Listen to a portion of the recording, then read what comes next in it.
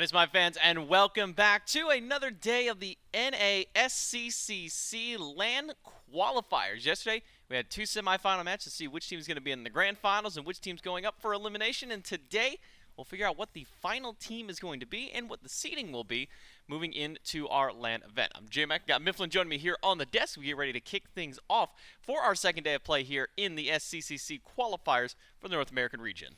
Yeah, this is an exciting one. This first one, though, just about seeding, and you know me.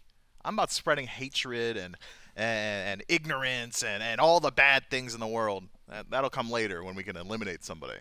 Yeah, we can go ahead and take a look at the format for our event this weekend so you guys can kind of know how things are breaking down. Yesterday, we had our semifinal matchups. It was SK Peso versus Khastik and then Ruedy versus Captain Twig for our second set. Winners of that one now face off here in the grand finals. It'll be Khastik and Ruedy squaring off. It'll be just for seeding, as mentioned, but the seeding is important because this will determine if you play another North American team for the actual LAN event, or if you're going to be playing against our EMEA #1 powerhouse of iDavy on the opposite side here. So, getting a win means that you don't have to face off against iDavy in the semifinals of the actual LAN a little bit later on. And as mentioned, there'll be 4 teams that came in this weekend, but only 3 of them get to qualify. So in our second match, that bronze match, which will be the losers of yesterday's matchups, SK Peso and Captain Twig, they will face off to see who is going to be eliminated and who is going to be the third and final team going to the LAN to join the 2 already in this first match, as well as mentioned just before, iDavy over in the EMEA region. All matches yesterday and today will be best of 3, which we can now dip ourselves over to the prizing for this, because what are they playing for? Well, first and foremost, they're playing for charity.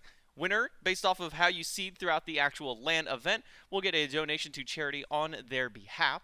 Depending on how you seed, depends on how large the donation will be. They're going to come out here and play in our studio in Alpharetta, Georgia. Look at a behind-the-scenes tour of the Titan Forge studios, as well as access to Smite 2 development, and all kinds of additional loot and goodies as well. So a lot up for these players to go towards, not just charity, but getting out to come out here. For some players, maybe having their first ever LAN style of experience for some of them. It used to just be another day in the park. You know, Captain Twig used to just come out here every single weekend, play his games of Smite, have his own little LAN event. So some players kind of used to that setting. Other players, big opportunity for them to come out here, Mifflin. Yeah, I wonder if we're going to find some Lanimals or maybe we're going to have some LAN chokers. There's only 2 types of people, and it's those 2. Some people, they crumble under that pressure. They look across the stage and see, I don't know, like a real person and instead of just an IGN, and it's like, oh, geez. And then some people really feed on that energy. Well, we can take a look at our schedule for today. That'll be our next little bit to cover. As mentioned yesterday, it was 2-1 sets for both Khastik and Ruedy to find success over their opponents in SK Peso and Captain Twig. So that's where we find Team Khastik and Team Ruedy right now. Is our first match today. Our grand finals, again, a best of 3 for seeding to see who's going to take the #1 seed overall for NA, who will be number 2. And then for our second matchup, which will be immediately after this one, will be Team SK Peso and Team Captain Twig. Winner goes to LAN, loser, their run ends here. So those 2 teams in that match specifically, if you're a fan of wanting to see elimination, maybe see some sadness out there, make sure to tune into that one. But also, keep your eyes peeled for this match as well. I'm going to go ahead and just give the shout out as well, as I do with each time that we're doing these SCC Cups, is that if you are watching our stream, you should also pull up the other captain streams who are streaming these as well, because all of them will have exclusive drops onto their channel. So make sure you go tune in and cheer on your favorite captain, cheer on your favorite teams out there, because all of them are going to be streaming their POVs during this event. So should be a lot of exciting fun for y'all to hang out here, but also to hang out with the captains of the event. Yeah, and those guys are always talking their smack. They'll be not really sharing any viable information. If you're going to the captain streams hoping, oh, well, I'll learn something about P's and B's, or I'll learn something about Captain Twig's mentality about macro game, don't think about that. Think about all the fun smack talk and beef that's going to establish throughout this tournament. Well, you know, find a solo kill, say something mean, it gets clipped, sent to the other streamer. All of a sudden, there's some sort of conflict. God, I love conflict. That's what you really need to be watching those captain streams for. Yeah, most people are conflict adverse. Mifflin is the opposite. He embraces the conflict, wants to see all of it actually boil down, which we'll get to see again a little bit later on in our day as far as the big matchup goes. That bronze match, the elimination game, that'll be up on the line for SK Peso and for Captain Twig. But for Khastik and for Ruedy, this should be a pretty big matchup here. Khastik was the #2 seed in the same group as Ruedy, so we're seeing a little bit of that rematch from the initial, I believe they were Group B during the actual group stages of this one. So getting a bit of a rematch here for Khastik, see if they can get the one up over against Ruedy in this one. I believe the last time it was Ruedy who got the little sweep through. I don't quite remember if it was a 2-0 or if it was a 2-1 for that matchup, but should be a big one for Khastik to try and fight back against their #1 seed in their group. And now we've got a little bit of meta establishment behind us as well. The first day, yesterday I should say, it was the first look we've had at any sort of competitive 9-5 revert style gameplay. And all I really learned is that people are dying a lot more nowadays. Still opportunities to fight back in, but there are just plenty more bits of action for you to follow, which is really entertaining. But I think the adaptations in Gods on Field and meta mentality has been really interesting as well. We used to see like these late game slanted compositions. Well, you know, they can't really kill me in lane, so I'll just hang out until level 20, group up, play as 5. That doesn't seem to be the case anymore. As the day went on, all these teams started to switch up to these pressure-focused compositions. They want to win their lanes. It's no longer lose lane, win game. It's win all the time if you want to win. Yeah, and all these games kind of started out initially, at least their sets-wise, where game 1, a lot of action happening immediately. People are dying left, right, and center all across the map, making sure that you can just get as many kills as you can. And then the game started slowing down once you hit that mid-game, and then late game's really where it picked up. But then as we start getting into game 2, you notice the early game slows down a little bit more, and then game 3, we're sitting at maybe 3-4 kills for the first 5-6 minutes of the game, which does sound like quite a bit compared to what we maybe have become more accustomed to. 0-15. But considering what we have been seeing in the new, reverted 9.5 era, 4 or 5 kills in only like 6-7 minutes, that's a fairly slow game. So maybe we'll see some of that similar development here as we jump into picks and bans for game number 1 here of our grand finals. It is, again, a best of 3 between Team Ruedy and Team Khastik. See who's going to take the #1 seed for North America, who is going to be the #2 seed at the end of the day. Taking a look at least the bans, while none of them have been picked just yet, we can kind of take in what we saw a lot of yesterday. eShell seems to just be like the #1 ban. I'm not sure on the second set how often she was banned away, but in set #1, this god, along with Chang'e and Medusa, were like 100% pick ban. eShell, Chang'e, Medusa, Thoth was up there too. It's just these poke-style, long-range, just damage output gods. Camazotz is pretty consistently banned as well. The ability for Camazotz to blink 1, 2, 3, ult, and just get out of there while simultaneously killing maybe 2 people seems to be just a bit too strong for everyone to want to deal with. So banning him out consistently makes a good deal of sense to me. But that does leave now a whole lot of priority available. I'm immediately going towards the Charybdis. That seemed to be a highly contested pick throughout all of yesterday. I'm thinking about things like high-pressure junglers. Thor has been pretty viable. We've seen a lot of him. Any global jungler for the most part. But with so many of them still up, you don't necessarily need to grab in that first slot. We saw a lot of bans towards Lancelot yesterday. Oh, so close. But you got it. You nailed the Thor. You said Thor would be a good priority pick.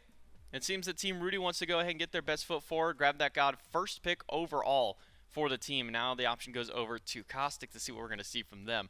We did see, at least with Team Khastik, a double Lancelot ban in the first couple of games of their set. Game 3, Ratsquid's able to pick up the pick.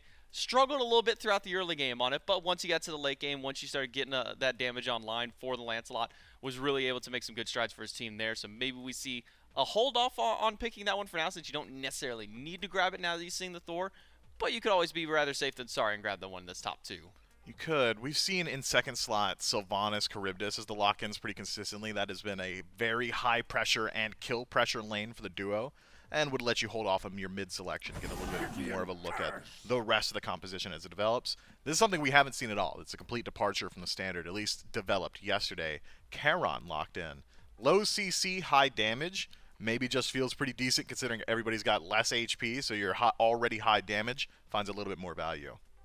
So we'll go along with the Charon. Do we see the Charybdis locked in right away? Do we see a different hunter maybe picked up? We saw a little bit of On Her yesterday, at least as far as Grave was concerned. Played that one a couple of times. We saw a lot of Chiron.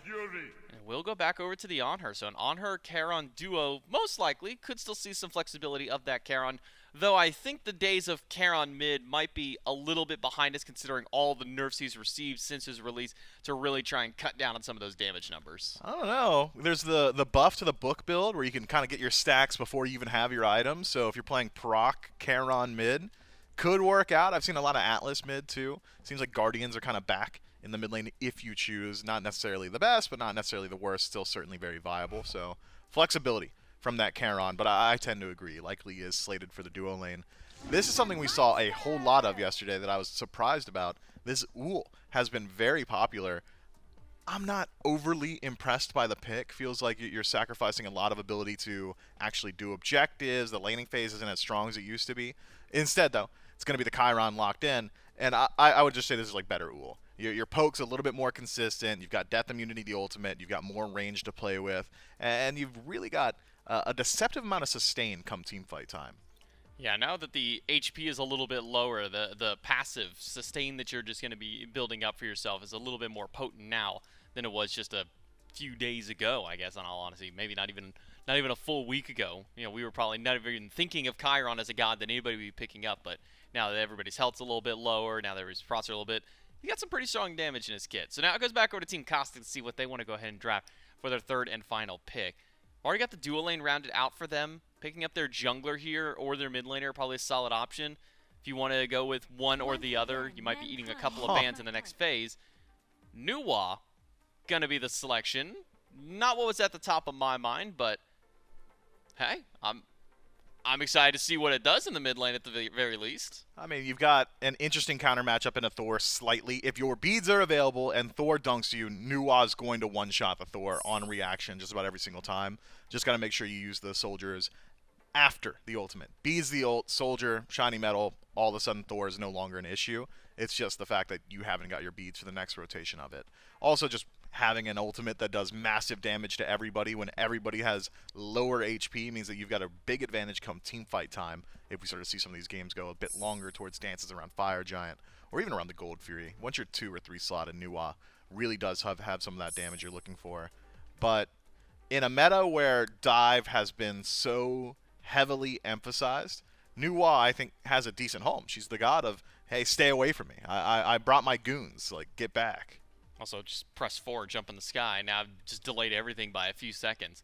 Do you see a couple of solo lane bans here from Team Khastik? They're calling the Sun Wukong opposite side, a few support bans in Fafnir and Terra, which leads me to believe maybe this Charon could have some extra flex to go over to the solo lane. Not unheard of. We've seen Charon flex through a couple of roles to his competitive career. Mid was one we didn't really get to experiment on because by the time that the mid Charon really came to fruition, we already kind of passed the competitive aspect of that one. But solo lane Charon, support Charon, still options available there. And then for Team Ruedy with those couple of support bans there, maybe also thinking that that Charon could be going somewhere else, or maybe trying to lock that Charon support role by taking it at one spot or another. But now with the Horus locked in, again, a little bit of ambiguity with this pick. We've seen Horus go to a few different roles as well, Myth. I'm thinking we're looking at Charon solo. That's as far as I'm willing to entertain this because I just feel like Horus solo is in a... What's a diplomatic way to say it? A terrible, awful, just egregiously bad spot right now. I would love the opportunity to lane against a Horus in lane. I mean, it's just... It used to be, what was it? It was Warrior's Axe, Golden Blade, and you could clear wave. Yeah, that's not exactly the build anymore. And there's no Golden Blade anymore. Oh, there is none. You're right. Yeah, it's just the Golden Shard now, so maybe not quite as viable as it once was.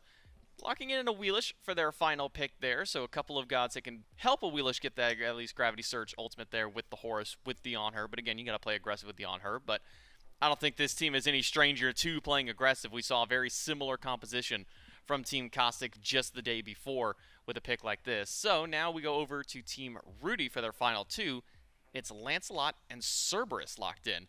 Now, seeing the competitive history of Lancelot and Thor and maybe the state of the game, would you rather have the Thor in the solo lane compared to the Lancelot? Do you think that it just works a little bit better over there? I like Thor solo a lot. And, I asked this question at Trelly yesterday, and he had said, in a world where Thor jungle is doing as much damage as it is, you probably just want it there so he has impact on more lanes. But I just feel like the ability to rotate in towards mid ahead of your enemy solo laner and turn what would normally be a 2v2 or a 3v3 into a 4v3 or 3v2, and the enemy solo laner just can't keep up with your rotations is pretty decent. You're allowed to max out that hammer in lane. The poke potential is ridiculous. Hit a double tap hammer at second rank. You're taking off 30% of someone's HP. Do it again. They're 60%. They've got no potions left. It's really difficult to lane against the Thor. So I'd prefer to see it in the solo lane, but I could see a world where there's some flexibility. We saw Ruedy take that Lancelot a whole lot into the solo lane when he was playing, so maybe. It's dependent on matchup. I don't think either one of these guys has a particularly poor matchup into Charon. Maybe you're concerned about Thor's ability to channel his abilities. Is he going to get a chance to actually fully spin? Probably not, but is he maxing spin? Also probably not. Yeah, it's going to be interesting to see the matchup over there in solo lane, if this is going to be Kara on that direction, which I kind of tend to agree with you, just based off of how Horse's build path was. It doesn't quite fit him as well over there in that role anymore. And just overall, we've been seeing a lot more Horus support compared to solo. It was really only 1 or 2 players at the SPL level who were even playing him over in that solo lane, Haddix being probably the #1 at that time for it, and then a couple others just trying to follow suit. So when it comes down to these two teams, as the game kind of boils through, which of these two teams, Mifflin, do you think has kind of the better early game? Is there one team that really wants to kind of get things going a little bit faster than the other? I feel like Team Khastik's early game is almost entirely contingent on how well the duo performs, and you should expect the duo to do relatively well. Regardless of Charon or Horus, it's a highly aggressive kill lane with On Her there. Both of those support potentials have high damage output. So duo, I would give over a slight advantage to Team Khastik.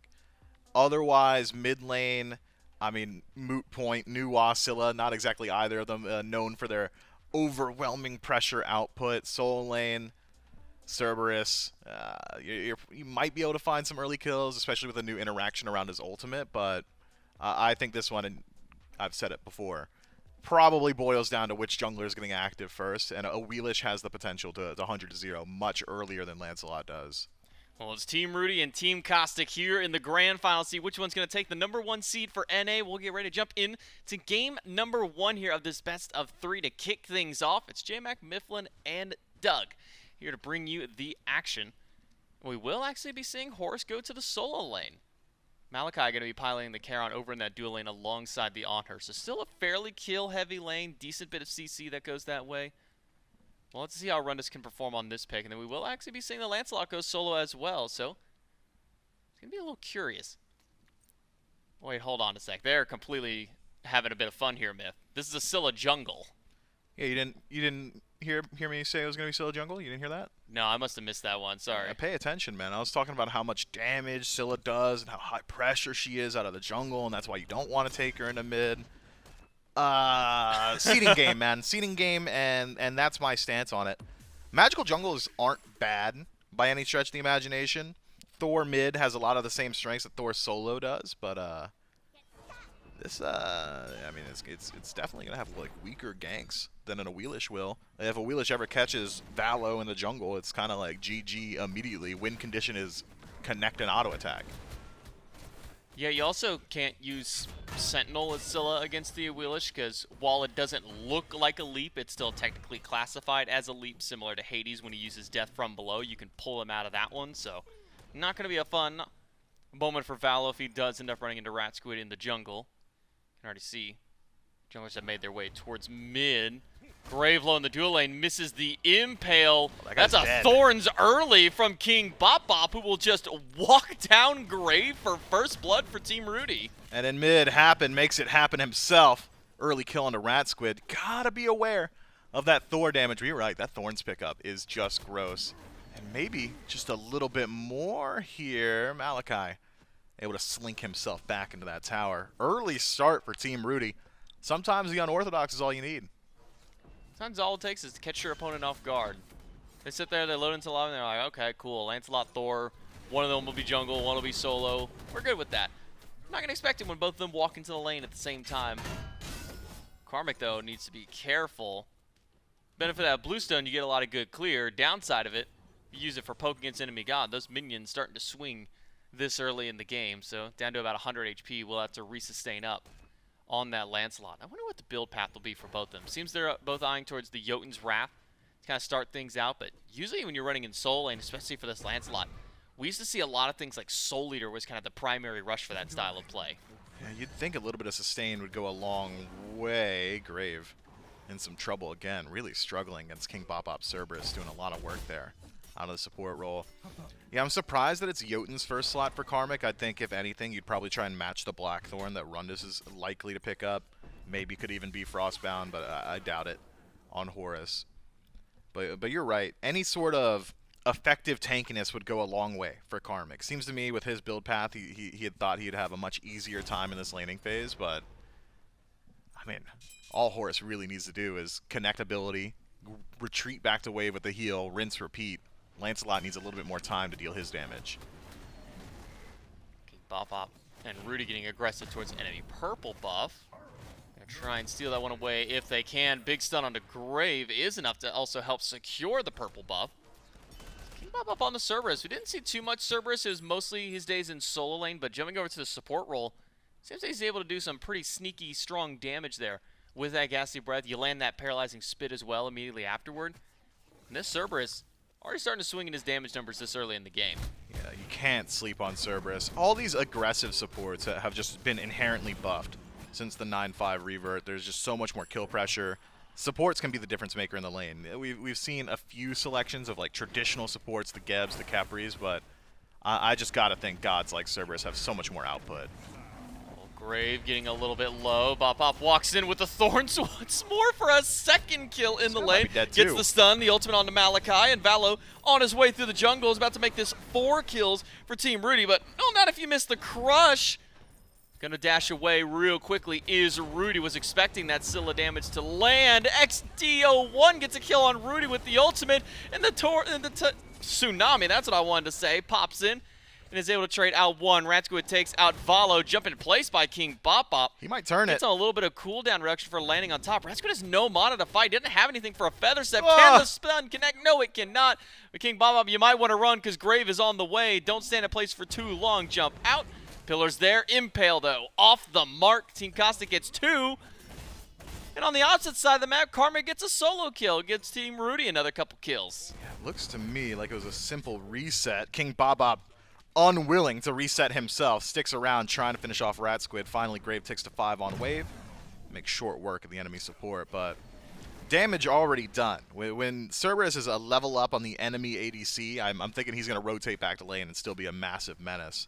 Plenty of kills in the first 5 minutes of this game, 8 total, but it's Team Ruedy putting themselves solidly 500 gold or 500 some odd gold in the lead.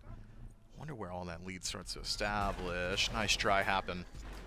It's essentially like a secondary jungler, right? Like everything I said about Thor and solo lane and impacting mid, Thor and mid can impact either side lane.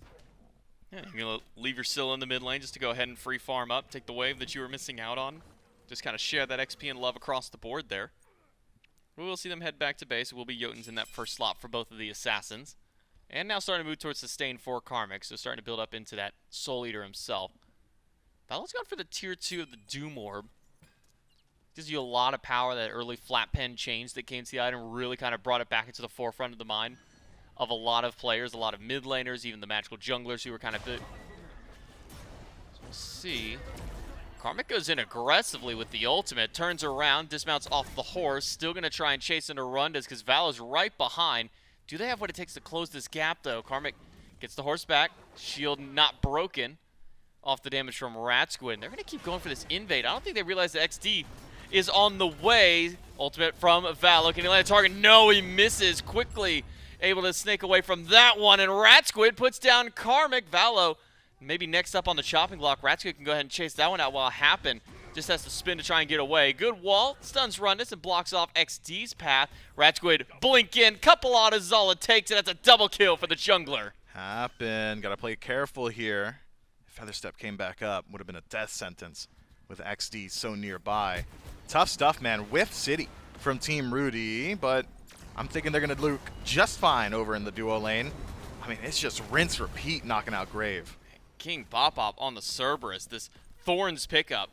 When he just popped it and started walking at them, goes in, misses the double tap, but gets the spin immediately after. Unfortunately for him, XD01, quick on the shot, throws up the Shining Metal, gets that kill in return. You'd think the aggression would be done in duo, but no, not quite. King Bop out-leveling his own ADC. 3-1-1 right now on the Cerberus and a level up just now, tying in the same level with Ruedy. Yeah, Doug, let me see the damage. I'm thinking Bop might near... Yep, yeah, he is right at the top. He's playing like it's solo. And he's right to do it, you know? He isn't even, like, sacrificing too much aura defense. He still built the Gauntlet of Thieves in first slot, but now starting to pick up a little bit more damage in second. Guy's kind of a menace. I'm not sure anyone can easily solo out Bop. Bop might even win, like, a 1v1 up against Ratsquid at this point. Speaking of Ratsquid, heading over to right lane. Buff isn't there. Karmic gets caught on the side, has to use beads to get away from Gravity Surge. Not sure if he just didn't notice the Wheelers there or didn't get the turn fast enough, but will lose out on a relic in Good Grave. Lord. Well, he loses on his health. All of his HP just gone in an instant once more. Ruedy and King Bop on this duo. Now gotta deal with XDO1 behind, who's also got quite a lot of damage. Killing spree for the mid laner of Team Khastik. Now King Bop fighting in a 2v1. Gassy Breath does a lot, so does Crush. In return, Karmic takes down Ratsquid. King Bop still somewhat standing his ground against 2. Wouldn't be surprised if we saw him turn around and try and go for an ultimate onto 2. But we'll, for now, just jump back to the Tier 1 tower. Yeah, for those of you that haven't read patch notes, there's a change to Cerberus ultimate now where he can use his leap after he's So channeled cool. the ultimate. So he can drag you from halfway down the lane all the way to his tower, just about. So XD has to play careful here. Fortunately for XD, still has access to that ultimate. Won't be allowed to use it so long as Bop is nearby. Needs to maintain some form of CC immunity. Speaking of Bop, just playing with danger here. No respect for Malachi's damage, and why would he? Malachi just sitting on defense as of now. This is a lane swap. Is Grave hanging out in mid, or is it just there was a wave there, had to grab it? Seems like it's the latter. Yeah, Graves has been making a lot of rotations towards mid in his set so far. I'm a monster from Valo. Unlikely to find a target. Watch out for the tidal wave on the way, Valo. Take a little back step real quick. This King Bop still hasn't really gone back to base yet. Just been chilling out in the jungle, helping out his team. Got that green buff to try and resustain from there, but you want to start maybe a little further impact. I didn't realize the tidal wave went that far, too, even off the side of the map, but Bop, I want to head back to base real quick. Has done so. Goes for damage in second slot. Divine Ruin for King Bop. Already has some innate anti-heal in the kit.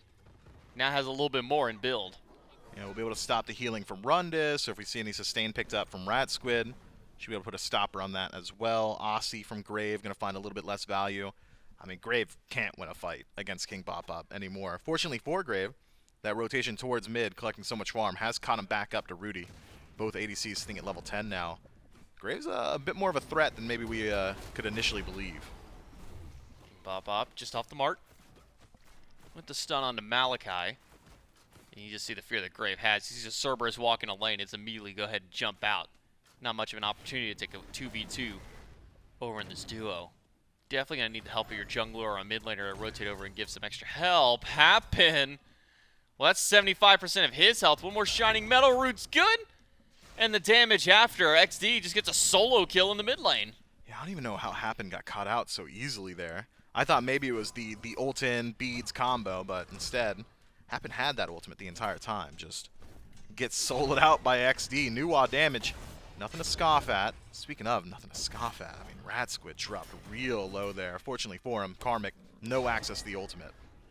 Doesn't have ult, but still has good damage. Fighting off 2 by himself. Ratsquid walks up, gets pushed by the knockback. Valo is here, throws Crush, but a quick leap over from Ratsquid. Means he'll live for the time, but Valo's not done. Has that I'm a monster if need be, but Ratsquid's already gone back to base.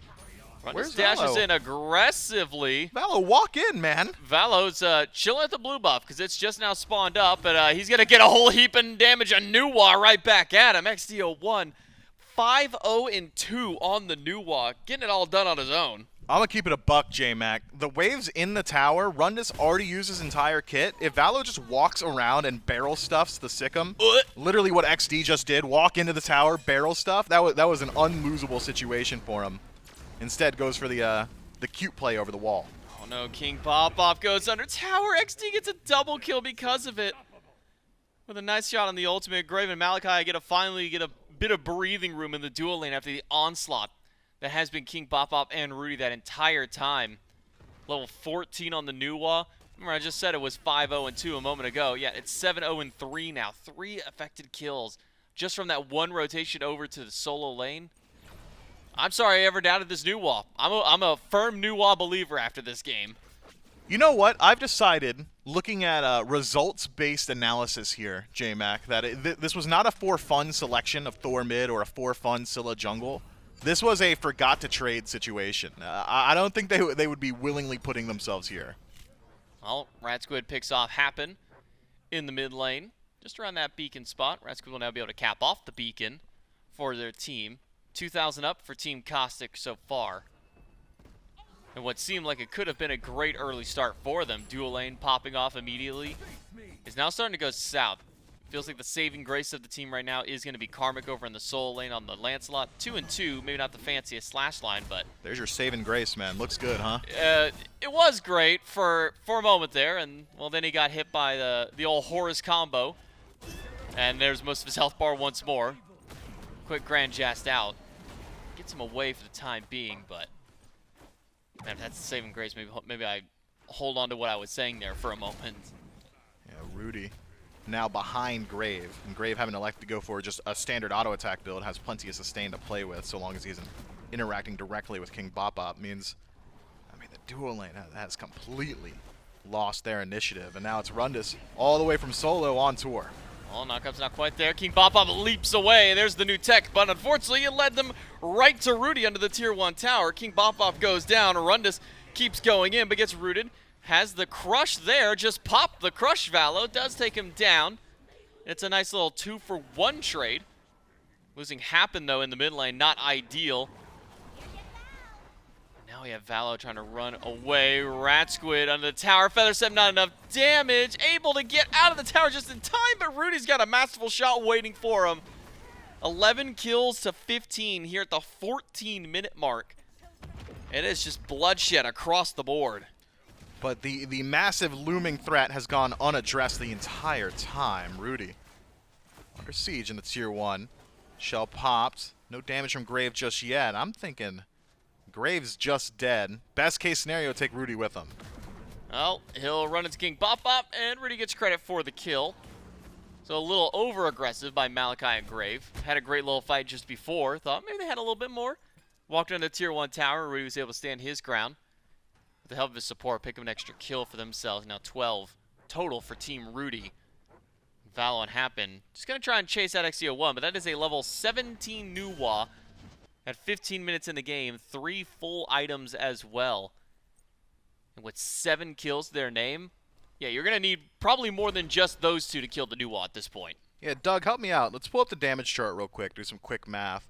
It is 7,000 damage split between Valo and Happen, the mid-jungle combo. And Nuwa's sitting at just about 11.5.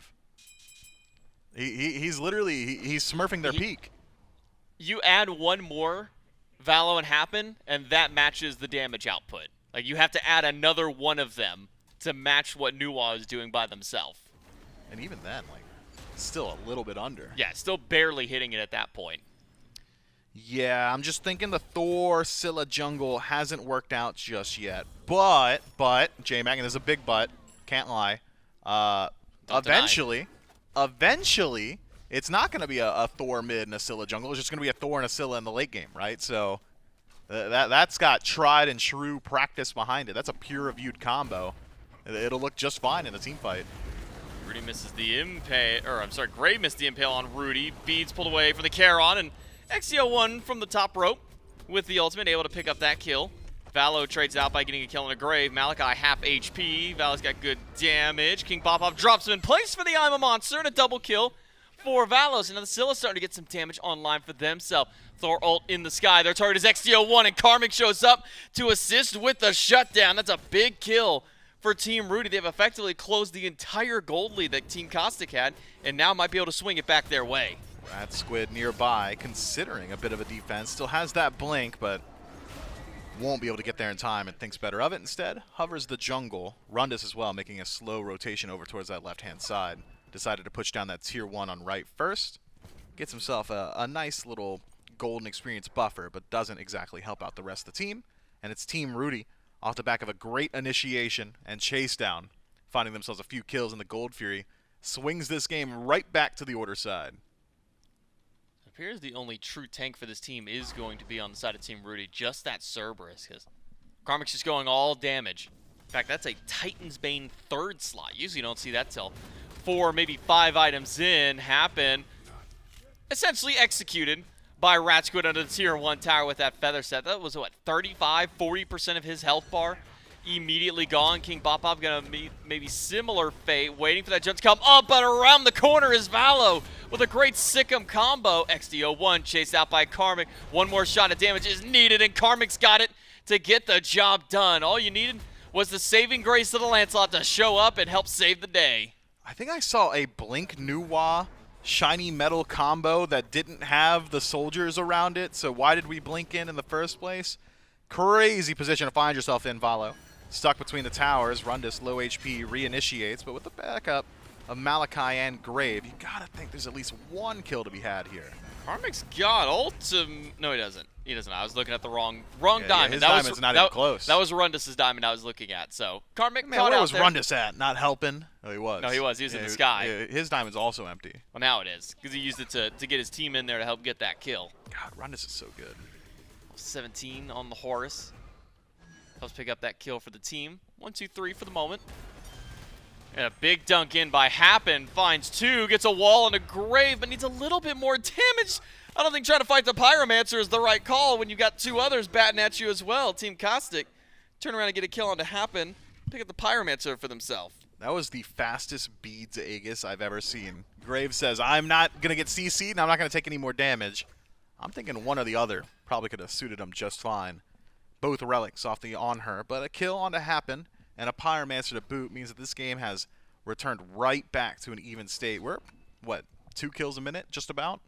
Somewhere around there, for your quick maths. And my maths aren't quick. Every time I try and do quick math, it just ends up being bad. We learned yesterday I already can't count. Trying to do math faster than that is already a dangerous spot for Valo. Pull back, Gravity Surge, Feather Step. And that's the end of Valo's life.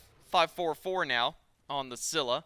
And a 7th kill for Rat Squid on the Awila. Starting to think, if you start taking away his Thor, start taking away his Ratatosker, Rat Squid's found himself a nice home with this Awilish.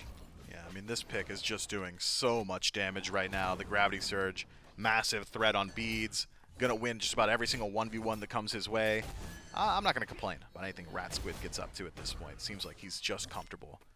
Karmic has the level lead, has the kit advantage right now too, but seems like Rundis unconcerned in the 1v1, fighting tip for tap. Malachi. Bob gonna show up, so 2v2 for what I would call the tanks, but Karmic is no tank. He is just damage, and maybe that damage starting to come back and bite him. Knock up not there, just because he got the great joust to get him away. Tidal Wave rolls on by, but will not find a target this time. That's a big ultimate now down on the side of Team Khastik, but 2 ults for that trade there for Team Ruedy, losing out on both Bob-Ops and Karmics. Malachi is still sticking around, but I don't think he has any fear. XDO1 is here. Blink Shining Metal combo takes down Karmic.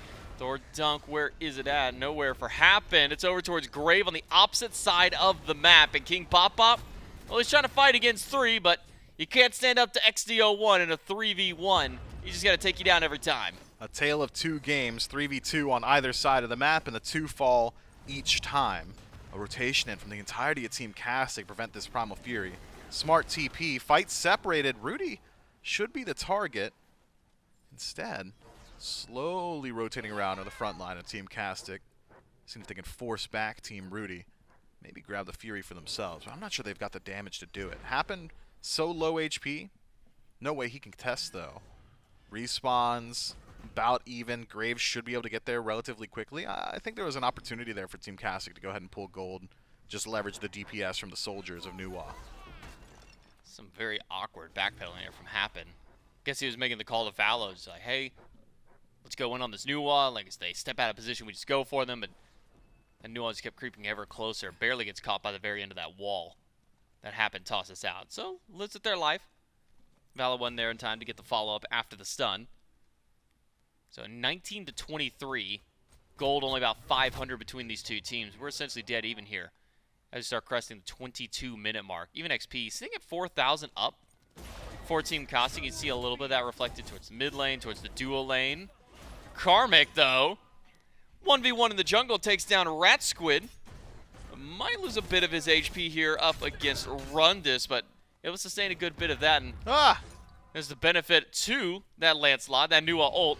Took out his entire shield, but thankful for him, it was the shield. 1v1 of the Hunters turns into a 2v1 with the tidal wave coming through. Grave able to pick up the kill on Ruedy. Great timing on the wave there. If Rudy's allowed to get into the Centaurus, maybe turns around the kill on the Grave. Finds that revive, but tough stuff, man. Just CC the second he comes out of his Aegis. There was not a whole lot of time to play with. And so, it's a 1-for-1 trade across the map once more. This time, desync death on Ruedy will give the advantage to Team Khastik if they can find a way to group up on one of these objectives. The objective is what we're wondering where the next strike will be. Pyro, Primal, both available. Fire Giant, if you can maybe find a couple extra picks there. Valo does get Polynomicon, 4th item, and finishes up that Bumba Spear. So there's quite a bit of damage afforded to him. And a solid amount of burst as well. If Valo can connect a target with Sikkim, Polyauto Crush, What's Valo's damage at? If they're not a tank, they should die. Valo's not connecting anything, man. There's just no way. Dang, the two of them, Valo and Happen, are still less than half the damage of what XD is doing. I'm a monster. Doesn't find a home. Malachi gets King Bop Bop, and XD nearly kills Happen from 30%. Ooh, good Aegis. Aegis will keep one alive. Karmic going to keep going back into the back line. A lot of damage from him, but it's returned immediately. Masterful shot from Ruedy. Takes out XD01. A nice return shot from the Hunter and the captain of his team. So it's a 2 for 2 once more, but it's Team Khastik who decide this is the opportunity to pull the Pyromancer. There are very healthy targets on Team Ruedy. Thor's up. Who's in range? Rundus or Malachi? And it seems like Malachi's the call. Dunks in, full combo, and with Ruedy standing by, that's enough. Rundus dashes away and use that Protector Surge. Great pillar. Stops Ruedy in his tracks. Not quite enough room to squeaks by this time. So Team Khastik, they get the Pyromancer, and at the end, they only lose one additional body for it. Can they get anything more here on Team Ruedy? Karmic on respawn, titular Ruedy already on this side of the map. I'd love to see Team Ruedy go ahead, try and force a fight on that Fire Giant, force a rotation in. Even Rundus having not reset just yet. That's scary stuff. Grave. 3v2, not great for him. Rundus able to trade out, get one before he goes down, but it's a double kill for Ruedy. Ratsquid considering going into that fight, but reconsiders the option as soon as he realizes there's 3 there. Happen does go down. I believe it's the ultimate from XD01 to help with the assist there. But it's a Fire Giant pull from Team Ruedy. Without an ultimate from XD01, they don't know that this is happening without walking over, and they're not even going to be able to get there in time. This is going to be a fast objective for Team Ruedy. Fire Giant on 4. And the 4 being their ranged auto attackers, or amongst the 4, I should say. So important for the Siege going forward. Siege defense from Team Khastik is interesting. I would say they could just play the delay game, hold them at the tier 2 towers, hold them at the Phoenix, but that's not exactly an opportunity or option when XD has elected to pick up Blink. You're really reliant on those defensive relics in situations like that to stop the initial dive of like Karmic, Happen, and King Bop Bop. So instead, I think we're looking at a best defense is a good offense situation. Ratsquid, XD, Rundus all dive into that back line. Malachi will join up, and if Graves been any indicator with his last 25 minutes, he'll be leaping in to be right there with them. Give Ratsquid that extra opportunity to pull somebody in with that Gravity Surge. Team Ruedy grouping up left side. Karmic may or may not choose to join them. Could just go ahead and split push that right side, work on the tier 2 tower over there. Base race? Well, all of Team Khastik starting to group up towards mid. 4 already there. Ratsquid on the base defense. This is going to walk in. They have a Ruedy bomb, so they're able to take down tier 2 tower. King Bop Bop by himself. Just making sure they don't go any further than tier 2, but that leaves the rest of Team Ruedy to try and go back. I'm surprised King Bop Bop didn't try and stop a back there, because now it'll be 3v3 at the very least, 3v4 on the defense. You see Rundus in the sky, who is his target 2. Tidal Wave does clip Valo. It's going to clip Ruedy as well, but Rundus gets stopped immediately in his tracks while Ratsquid takes down Happen. Big damage from XD01. Able to help take down 1. It's a double kill for Ratsquid. This siege from Team Ruedy is falling apart. Well, they should at least be able to get the bird on right. XD trying his best to get in close. And does exactly that, but probably wouldn't want to be that close. Drop down to 10%. Karmic, blink forward, whiffs everything. You deserve to die now, buddy. Looked the wrong direction for that knockback. Thought that the new wall was still moving forward. Turns out XD pulled the rug right from out of him. Just went the complete opposite direction. A pivot 180 on his ankles. And now, it's 2 kills for just the 1 for Team Khastik.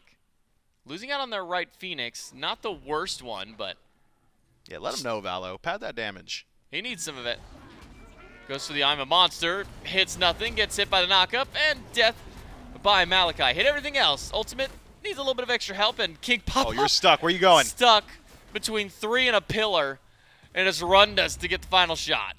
Now they've got vision on everybody thanks to that ultimate from XD. So what will Team Khastik get up to in the next part of this? How would you describe this? Like a shenanigans game? Like a little fun house? Like a little powwow they got going on? Little smoke and mirrors going on around here? Man, Karmik's did so much damage. He's going to try and go in 4v1. Right. Dies. Right. And a little taunt from Graves to let him know that you can't take on the whole team like that, especially when you're full damage. Nothing gonna do more mental damage than the old 4 and 8 ADC taunts. You know what I mean? Like that guy's taunting me. Is that allowed? That's the exact thought process. Happen doesn't have hammer. Doesn't even get a chance to Big fight double back. tap. So Grave, credit for that kill. Now it's the 5 and 8 ADC going for the taunts as opposed to the 4 and 8. Slightly better, still not great for the mentals there. Man, for as much fighting and back and forth this game has had, man, if we're still sitting dead even gold-wise, 29 minutes, that gold really doesn't mean a whole lot when everybody's nearly hitting that 6-slot build, but it's crazy with how much the changing of hands, the level of aggression has been for both these two teams. It's crazy to see that it's only 1,000 gold between them. I guarantee you these guys haven't thought like a step ahead of what they're immediately doing a single time. It's like the information on their screen at any given second is the only thing informing their next decision. So it's enemy in front of me, attack. Enemy not in front of me, look for enemy. I think that's the extent of the thought process here. Oh, feather step over. You think Valo hits these or what? Nah, there's a... You jumped a little... Oh, wait, Ratsquid went back in. Gave him the fake out. Doesn't matter. XD gets it. Ruedy and Karmik team up, taking down Ratsquid. Just one-for-one trades all across the map. Sure, you're getting objectives, but what more are you going to get beyond there? Rundas goes in with Grave. 2v1, you stand a lot better of a chance, Karmik. Knockup is there, but Graves' damage just a little bit more. Bop able to trade out one, and he'll toss Rundas back towards his team. But it's once again now a 2v2 in solo. XD01 on the way, and we know how much damage this new wall can do. Take Probably this. don't want to stand too close to it. Ruedy even kills most of the minions, but will still go down at the end. It's another 1-1 trade. King Bop and Malachi that supports the healthiest members on the map right now. You do see Rundas dash away. Happen trying to chase him out. Needs the double tap, needs the wall, needs a spin, misses. Well, everything. Luckily for him, he's got King Bop to keep getting damage going. Hit the spin on the healthy Malachi. One tick of spin on Malachi. That's big. Malachi's going to be regretting that spin here in a moment once King Bop decides to do the other 99.5% of his HP. Bop doing a bit too much, I think. Probably just walk away from this one, right, fellas? Nope. Looks like they're going to stand there. Stun on the Ratsquid. Nice for King Bop. Should give him a little bit of extra distance for him and Happen to try and run away. Ratsquid's not considered, but even considering chase. He's just going back for the farm game. What is he farming up for at this point? Upgraded relics. Maybe an elixir. At this point of the game, you're already 6-slotted on the Awilish. We don't care about objectives. We don't care about sieging. It's all about the fight. Ooh! Valo hits a nice crush. Graves Gets kinda slammed by cooking him. Desert Fury. 1,600 to the Dome of Grave from that ultimate. Use the Aegis to get away from Karmik. Throws around the horse from behind, but not going to matter. Grave lives through. No, Valo with the blink. Sikkim gets the kill. Does he know the tidal wave is coming? I think he heard it. Sidesteps one direction. Will avoid being taken down by Malachi this time. But XD01 on the chase. Gives it up for a moment when he sees King Bop around the corner. All right, fellas, we've crossed the 32-minute mark. Maybe let's decide this one on a handshake agreement at the Fire Giant fight next time around. No, they're not going to do that. They're gonna run at each other. They're gonna run at each other until eventually there's no one to run at left, right? And we're at 68 kills now at 32 minutes. That's pretty good. More than double. That's quick math. Sometimes I can get a quick math. Can't count, but I can add. Doesn't make sense. King Bop loses half his health before he ever gets the chance to throw an ultimate out. Hits 2 with it. Ooh, big Ratsquid's jukes. still alive. Jumps over the wall. Keeps himself going. Ruedy, quick giddy up, out. Valo around the corner, gets the Sikkim, gets the crush and the Polyauto, and that's enough and an I'm a monster. Valo, where was this all game?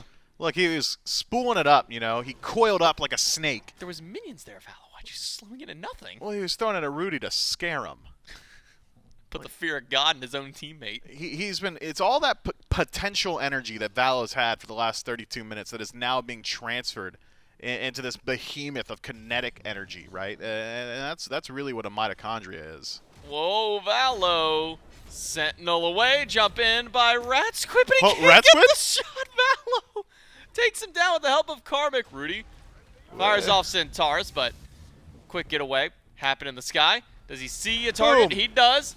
Ooh, Double tap connect ooh. spin is there, but he's losing the auto trade after. Doesn't matter. Ruedy has the damage over the wall to get that kill. Training exercise pays off for him.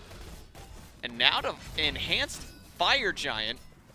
2 there for the time. Neither of these two particularly tanky to try and deal with this. Well, you know, Karmic's got a shield on the horse. Never mind. He's doing fine. I say that. XD removes the horse, entire man. shield from the horse. He's got cooldowns to wait for. There's the horse back up. What's the knockup? Tidal wave on the way. Got to get it quick. It does do so. There goes the shield for Karmic. Valo will be just fine as well. EFG on all 5. Runic Bomb in pocket. Full build on everybody in the lobby. I'm thinking, and J-Mac, I could be wrong. We could be looking at a siege situation here. We could be looking at perhaps a bit of standard Smite going forward. Gotta hope you're right.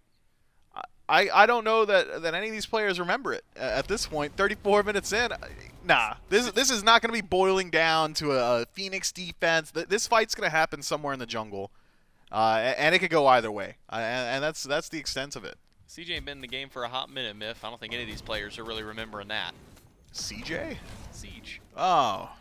Oh, sorry, man, that's good. It was a bad joke. No, that's good. That's good. If I were more ingratiated into the culture, I definitely would have appreciated that much more.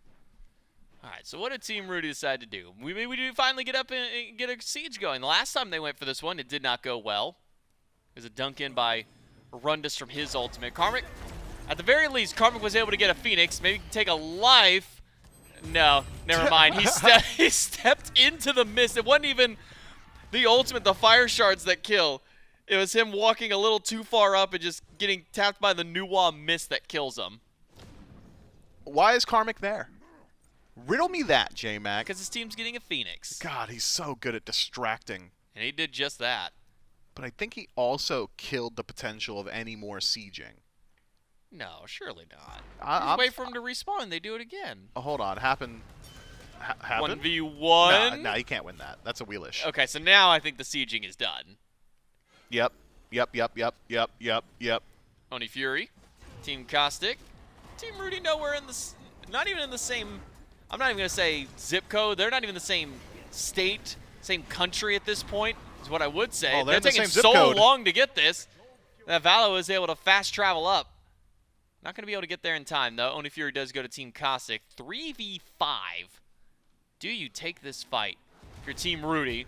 For Team Khastik, they'll gladly take this one. Grave loses most of his HP. King Pop goes in aggressive. Ruedy gets one, pick up onto 2. Toss him right back into the arms of Valo, who's able to help pick up another one. Ratsquid walks in, XDO1, not enough damage. A double kill for Ruedy. And the new one, now the lone survivor on Team Ruedy. And that was a fight that Team Khastik took willingly 5v3.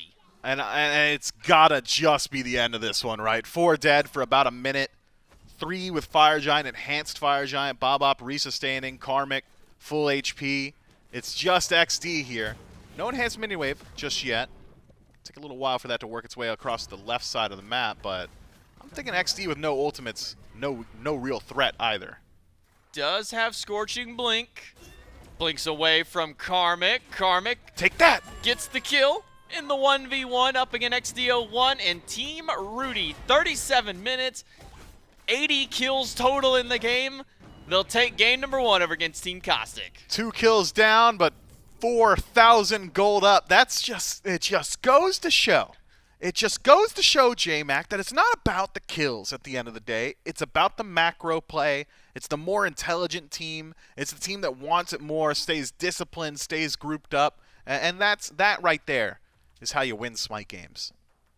Having a King Bop-Bop on Cerberus on your team also King does Bop-Bop, pretty well. Yeah, that one too. That last team fight felt like it was carried on the back of the Cerberus. Jumps in, pops the Thorns, get a big ult onto 2, toss them right to Valo. Sure, Valo and the rest of the team get the cleanup kills, but all that set up there for King Bop Bop to really just ruin the days of Team Khastik in that final fight. I mean, King Bop Bop was doing it in lane. He was doing it. He essentially another jungler. He was in the soul lane pretty often too. That one's a Bop Bop diff. Well, we'll see if Team Khastik can adapt to the King Bop Bop diff in game number 2 right after this break.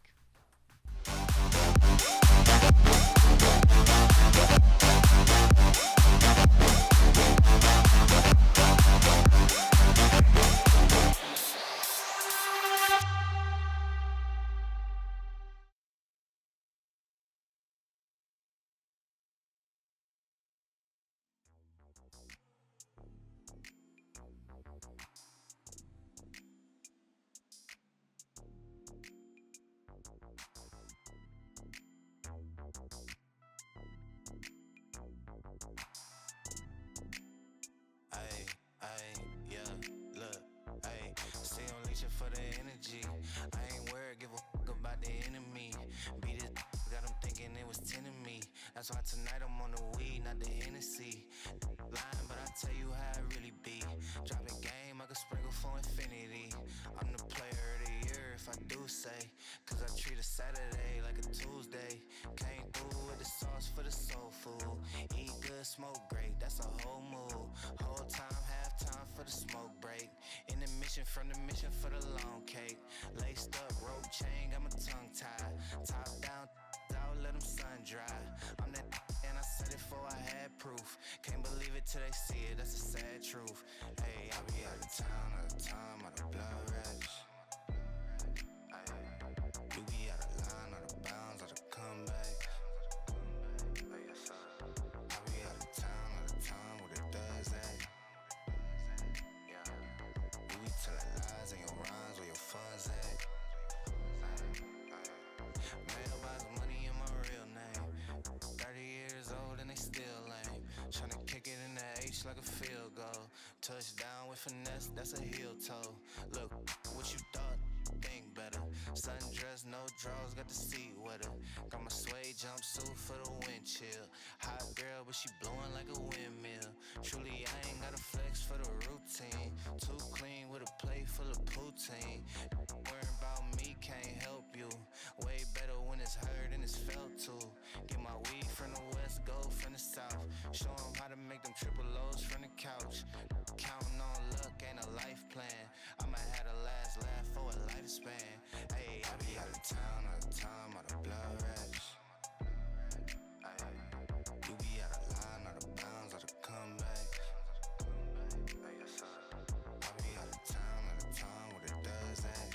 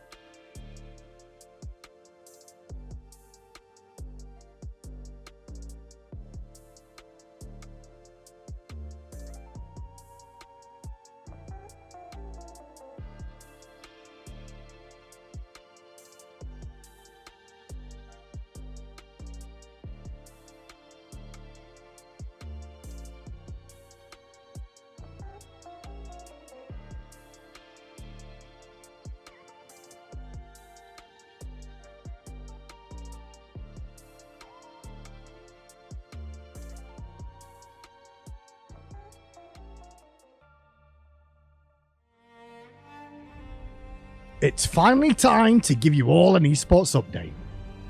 We're excited to announce our first attended live esports event of Smite 2 will be at the hi-rez Arena in Las Vegas, January 17th to 19th.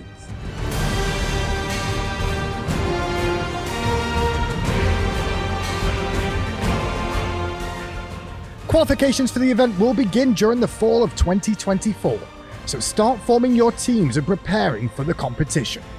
Make sure you check out the Smite 2 esports website and Discord to stay updated on the latest information regarding the qualification path. Tickets for the Las Vegas event will go on sale later on this year. Head over to Smite esports website and make sure you register your interest in attending the event to get further information the moment it becomes available. We'll see you all in Las Vegas.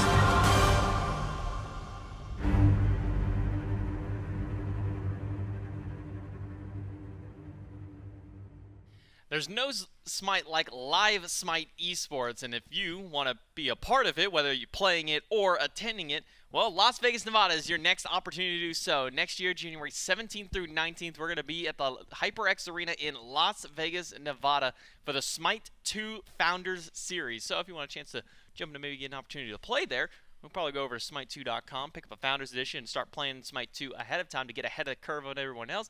And for more info, you can go to smiteesports.com/Vegas to keep up with all the info and details regarding the event. So make sure you jump in, play some Smite 2, and who knows, maybe you could see yourself on that stage next time around in around January.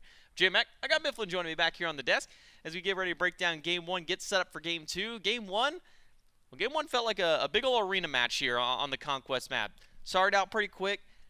Pacing, momentum never really slowed down throughout the game. Moments there were calling for, hey, maybe you got a good little lead. Maybe kind of go for a siege here after a fire giant. And they got a siege at the very tail end there for Team Ruedy. Did they? They did get a siege. It cost them Karmic's life. It was a siege. Was it a siege? Or did they walk into a Phoenix and nobody was there to defend it and Karmic got sold on the other side of the map and then both teams handshake agreement to meet in the middle of the map on the jungle and then Bob hit a 4-man ultimate? Like, or was it a siege or was it that second thing? I think it was that second thing almost perfectly in detail. I'm saying. You nailed it, Mifflin. You got that one perfectly. You're pretty good at this stuff, Mifflin. Yeah, I watched it. I watched all of it. We watched it, we witnessed it, we lived it, we experienced it. And now you can see the recap of the game stats for it. 10, 8, and 14 for Ruedy. 11, 6, 11 for Valo. A bit of a rough start for the Scylla Thor combo. Still a bit rough come late game for Happen, but Valo able to get the wheels spinning, at least on that Scylla jungle. And still to this moment, we don't know if that was an intentional play for Valo and Happen, or if it's just a happy little accident for the two of them on that roll. But it ends up working out for Valo in the end. 30k player damage to end that one out. 38,000 for Karmic, but that's all dwarfed in comparison to what XD001 did on the new wall, 54,500. But at the end of the day, look, new wall, fake damage. It's a new wall.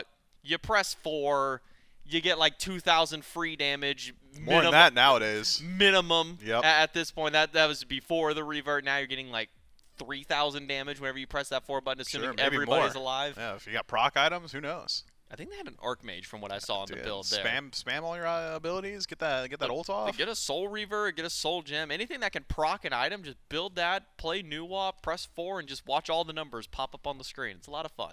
Yeah, I mean, if that's your definition of fun, for sure. Me personally, I'm like an On Her fan. I want to like jump. Well, like numbers are like stimulating to the brain for a lot of people. So seeing a lot of numbers pop up at one time, if that's your thing, then play New Wall with a bunch of proc items. If that's not your thing and you just want to hit one guy really hard, then good shout. On Her's a great one to go with that. Yeah, if numbers popping up are your thing, watch The Matrix. It's like the whole movie, I think. I don't know. I've never seen it. I thought you had seen it. Oh, I've seen it. I'm just lying right now. You're just lying in front of camera, live on the internet? Oh, jeez. Keanu who? Oh, God. The numbers. What do they mean? That's not The Matrix. That's like Lord of the Rings, I think. No, I think that's Star Wars. Yeah, something like that. Isn't that the one with Captain Spock? I like Star Trek, sorry. Oh, okay, sorry about that one. Picks and bans, game number 2 between Team Khastik and Team Ruedy. I just saw Tristan pop in the chat saying, we talking movies? We're talking something. That guy, like, I feel like there's a few dudes in production that are just addicted to whatever their hyperfixation is When Jordan was here, it was, you know, smelling Sharpies. You know, And drinking a lot of G Fuel. and drinking G Or Fuel. no, it was Advanced GG. That's what it was. Advanced GG, excuse us. Tons of it. G man. Fuel before we got the cool sponsorship with them. By the way, you Oh. can still go to Advanced GG and use code Smite for 10% off. That's advanced.gg. Advanced.gg. And you're telling me those are like healthy subs essentially for gamers that are going to improve my focus and your focus, your all sorts of- energy, all that. a little bit Yeah. of caffeine in there with you. If you need that little boost, you can still pick up cool shakers as well. Okay. Okay. What are some other vices of production? Our admin team really likes yelling at people. That's their favorite thing. That is not where I was expecting that one to go. The talent pieces. Here's the thing about Goremizer that you guys will never know because he's such a jovial, happy presence on air. That guy actually does backflips in his free time frequently. It's gotten to the point where we had to talk to HR about it because it's threatening. He'll backflip towards people. It's really weird. J-Mac likes hats. Lots of hats. Lots Got of a whole hats. collection of hats. Yeah. This is the only one you guys get to see, though. That's the only one they get to see? Why that one? Oh, it's a nice hat. Okay. It's a It is a nice hat. Look, it's a nice hat. What can I say? Man. No, I think I've worn the Smite SWC ones that we had in the past, like the blue and yellow one. I think I wore that one recently on a broadcast. Nice. You know what my addiction is? Into watches? No. Not anymore. Are you past the watch phase? I mean, nah, you know what I'm saying? It's not the watches. Okay, I do like watches, but isn't it? My addiction is winning. And tiger blood and dragon DNA or something. Call me Charlie. You know what, I'll go ahead and catch the fans up on picks and bans for the time being. Also, probably I'll catch should. us up as well. It's Kamazot's Cerberus, some respect from Team Khastik against what King Bop Bop diffed for the lobby against them, as well as a Sobek. We have putting a lot of respect over to King Bop Bop on some of his picks there. Offset, it's Ishel, Fenrir, and Jean Kui. Didn't think I'd be seeing a ban for a Jean Kui anytime in the top 3, but hey. They must not have been paying attention yesterday when that one guy played Jean Kui and it looked pretty okay. He did pretty all right on the pick. It was a solidly middling performance from that Jean Kui. It was a Jean Kui game of all time. That's right. But it will be a top pick Chang'e, which I believe is the first time that we've seen Chang'e for this event so far. Team Ruedy going to take the Sun Wukong and the Mulan. I'm surprised we're not seeing more Mulan. That god frags. And now with less HP, that god frags even harder. And I'm just going to say it. I think people should be playing more Mulan support. You Okay. land a grapple in duo lane early with any pseudo-aggressive hunter, that person's dead. And J-Mac, you know I love the energy you're bringing. I'm loving that passion. Everybody, round of applause for J-Mac. But here's the thing about how stats and facts don't care about your passion. Man, I hate facts. Yeah, Captain Twig played Mulan yesterday. Do you remember what his slash line was? Was it not great? It was like 1-11. Okay, it was. Now, like is 1-11. that because it was Mulan, or is that because it was Captain Twig? Are you coming at the captain? Look, all I'm saying is his last SPL season wasn't the hottest season for Jeez. Mr. Captain Twig there. He's not even playing right now, man. He's still got a. He's probably he heard that. He's mad. If we were to tune over to Captain Twig's stream, which we don't do that for at least for these ones, he's gonna have a little text box that says, "I hate that J-Mac guy." Yeah. Crazy you think he knows your name. He's gonna be like, I hate that hat guy. That hat guy is real annoying. That watch dude's pretty cool though. Yeah, he was talking about how good my Mulan was. You're so good at Mulan, Twig. Medusa Sylvanas. Some picks that we haven't been seeing able to be picked up because of how much they've been banned away. Now picked up for Team Khastik. Got a few powerhouses over in their picks there. Don Zaburo, the response, also a pretty powerful god right now in that dual lane. The recent buff that he gotten, that one does a lot of damage now. This looks to me like Team Khastik is feeling really insecure right now. And I know. I'm a caster. I'm not a therapist. I'm not a psychologist or a psychiatrist. I shouldn't be making any sort of broad, sweeping claims about the mentality of these players, especially with the limited information and interaction that I have with them. But I'm going to go ahead and explain the criteria with which I have labeled them with insecurity. We go into game one, and it's like handshake agreement. Nobody's like doing anything serious. It's an arena game with goofy picks. Scylla, jungle, Thor mid. and they lost. And now I'm looking at 3 picks that have been perma-banned the entire tournament up until this point. Just gotta think they're like, oh man, I really hope people don't think we're bad now. It's just the ego thing sometimes. Oh, Like, jeez. you lost to a silly pick, and you're like, all right, we can't go 0-2 to that. Like, You can. And it might. We'll see how it goes, though, for Team Khastik and Ruedy here. Team Ruedy up 1-0. Bans away a couple of Assassins, Hunbots, and the Robin taken away. Yamoja on the outside side. A lot of focus towards King Bop Bop, and I think Team Khastik is right to throw a ban the way. The support got it fragged out for the early game. Made the game-winning play at the very end of that one. Maybe right to put some respect on him. Now he's going to play Kuzenbo. And then he's just going to go even crazier. And he's going to have thorns, and there's going to be multiple turtles on the map. Or he could play, like, I don't know, Ares. Oh, dropped a card. What card was it? It's the Queen of Spades. Queen of Spades. You know what that means in card language? No, I have no idea. Me either. You know what? I'm gonna pick up the 3 of diamonds right here. Not even close. That's the Jack of Clubs. You guys can't see that. Look, I had one really good guess last week. Gore picked up a card. I guess the suit first got it wrong, then nailed the card perfectly after, and that was the peak of my card guessing. Well, you could have actually had the 3 of diamonds. I don't have that one over here. Oh snap! Okay. What it is I needed the second try. It's this one here. Oh, 2 of clubs. You're a I'm club guy. I'm a fan of clubs over here. Yeah, some might even say. Wait, isn't Jack 2 like statistically one of the worst hands in Hold'em? Yes, because you can't get a straight. Yeah, you right? can't get like anything. that. It's like Jack 2 and Jack 3 are like. You could hope some of your the best worst. hope is 2 pair. Or maybe like a Like a 3 of a kind. Yeah, something like that. But it's like it's a Jack or a 2. I mean, having double clubs makes it a little bit better because you can at least try and go for a flush there. I wouldn't. Probably not. I'd be folding. I would be tossing this hand immediately and hoping that I didn't have to put one of the blinds in at that point. Chat saying 10-2 offsuit is the worst, by the way. 10-2 off? Yeah, you're at least suited. Yeah. At least having the same suit's good. Yorm and Loki, the last 2 picks for Team Khastik. Alkwang Kabrakin. And now I'm for seeing Team Ruedy. Khastik. That's an over-adjustment. They're like, oh no. We went We're too crazy. looking a little insecure right now. Let's come on, guys, lock in the Loki. We're still having fun. I promise. We know. Man, that's not even we know you weird. want to win. You little nerds. I am nowhere near the 3. Well, I got literally the 2 cards on either You're side. gonna draw the entire deck, man. It's it's gonna be the last card at this point that I pull. 3 of diamonds. Oh my god, not there either. All right, man. Ask me a question about the drafts or something. Let's talk about Team Rudy's draft because this one is a bit unorthodox. Wukong, Mulan, Alkwang, Kabrakin. Don Zaburo makes a bit of sense for the dual lane. Where does the rest of this draft go, Miff?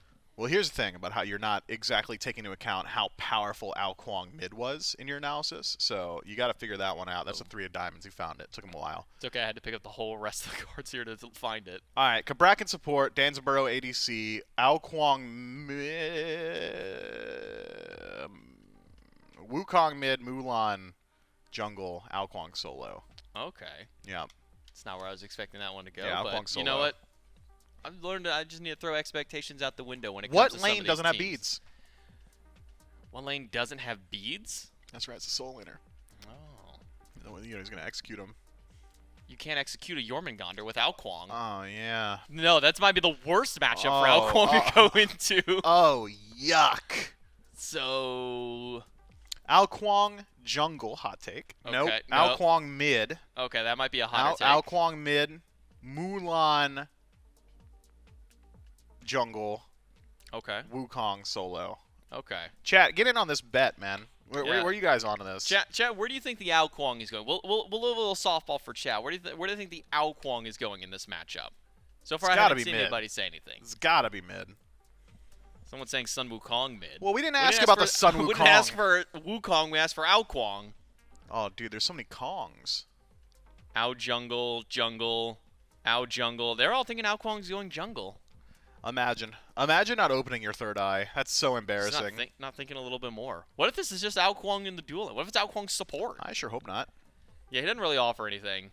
That's a slow if you throw the dragons, and then A a knock knock-up / execute Yeah, in the ultimate that's pretty good. on one target. Yeah, and a lot of damage. You know what? I'm sold. I'm Okay. sold. Unsell yourself. Oh, We'll see how sold I really am. Let's jump into game number 2 here between Team Khastik and Team Ruedy. Where's it going? It is going to be solo lane out Kwong. I told you it was solo lane Al Kwong, you fool, but you made me second guess myself. Of course. Versus the Jormungandr? Of course. It makes so much sense. Why that does he it have also Bumbas? doesn't make sense. Look, you get easy sustain in your jungle. Maybe you're going for invades. Dude, get rid of the Bumbas, or else I'm going to get real mad. Nope, he walked out with it. Okay. So he's I'm holding on real to it. mad. Okay, so it is a Wukong mid, and it will be Mulan support. All right, King Bop Bop, I see you. Oh, it was Kabrak in jungle, of Wait, course. is he wearing? Oh, he's not even wearing the khakis pants Loki skin. Well, he's wearing a Loki skin. That's a Kabrakan though. What skin is the Loki wearing for all XD01? Oh my God, they're it's color coordinated. It's the HRX one. That's called. No, that's just like the HRX Loki. No, dude, there's a name for it. No, you're thinking of the Rivals Loki. That's where he's wearing the khakis though. There's a Loki with khakis? Yeah, that's what that skin's based off of. Oh. But it's like Smite Rivals Loki, where he's wearing like the old Smite Rivals T-shirt and literally just a pair of khakis. All right, you know what, Doug? Let's just swag check the whole lobby real quick. Who's got the best skin? Definitely not Grave. Malachi's not using a skin. Oh, that's a rare skin, I think, right? Dragon Lord. Oh, hold on. This is like a real thing happening. Doug found action. Invade for the blue. No that's way. That's what the Bumbas was for, Mifflin. So he That's could what the go mask for is an for. invade to steal blue away from Rundis, who probably doesn't care that much because he has Mannequin's first slot. Dude, and you know, Jormungandr actually procs in-hand effects nowadays. Fun fact.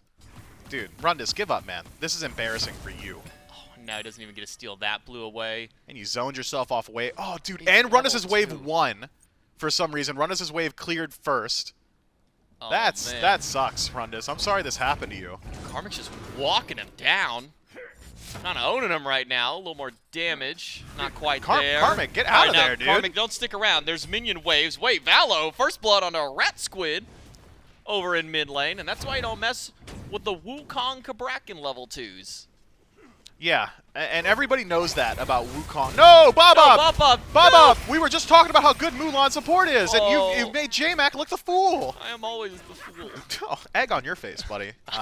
I wouldn't have called for that person. Quick, Tristan, edit the egg on the face right now. Wait, Malachi's hitting this pull. Oh, no, Malachi's hitting Ruedy. This it wasn't needed. Look, he doesn't need the pull, because Graves got the damage. Graves playing Medusa though, so we're gonna in post subtract that kill. Is this what we call a Mickey lane? Yeah, maybe a bit. That might be the best lane you could have in Smite right now. What would you prefer to Medusa Sylvanas? I don't think there's anything. Maybe not Sylvanas, but Sylvanas is so good for Sylvanas is pressure. Maybe Terra. ridiculous. Maybe Terra. Terra Medusa? Terra Medusa would be pretty good. I'm thinking Sylvanas might just still be better. Yeah, you get the guaranteed pressure with autos, And like healing. whiffs, heal, you get a pull. Goodness. Rundis is kind of getting owned by the minions there. Yeah, well, Karmic's like also owned by minions, so it's not really a big deal. Yeah, but Karmic's stolen a blue buff and secured his own. Back into the dual lane.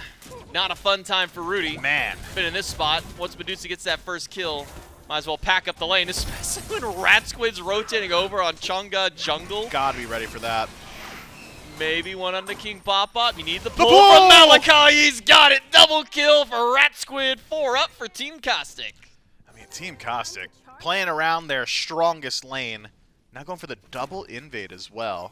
Where's the enemy jungler? Not here. Valo, uninterested. Said, here's the thing about how my camps are up. They are.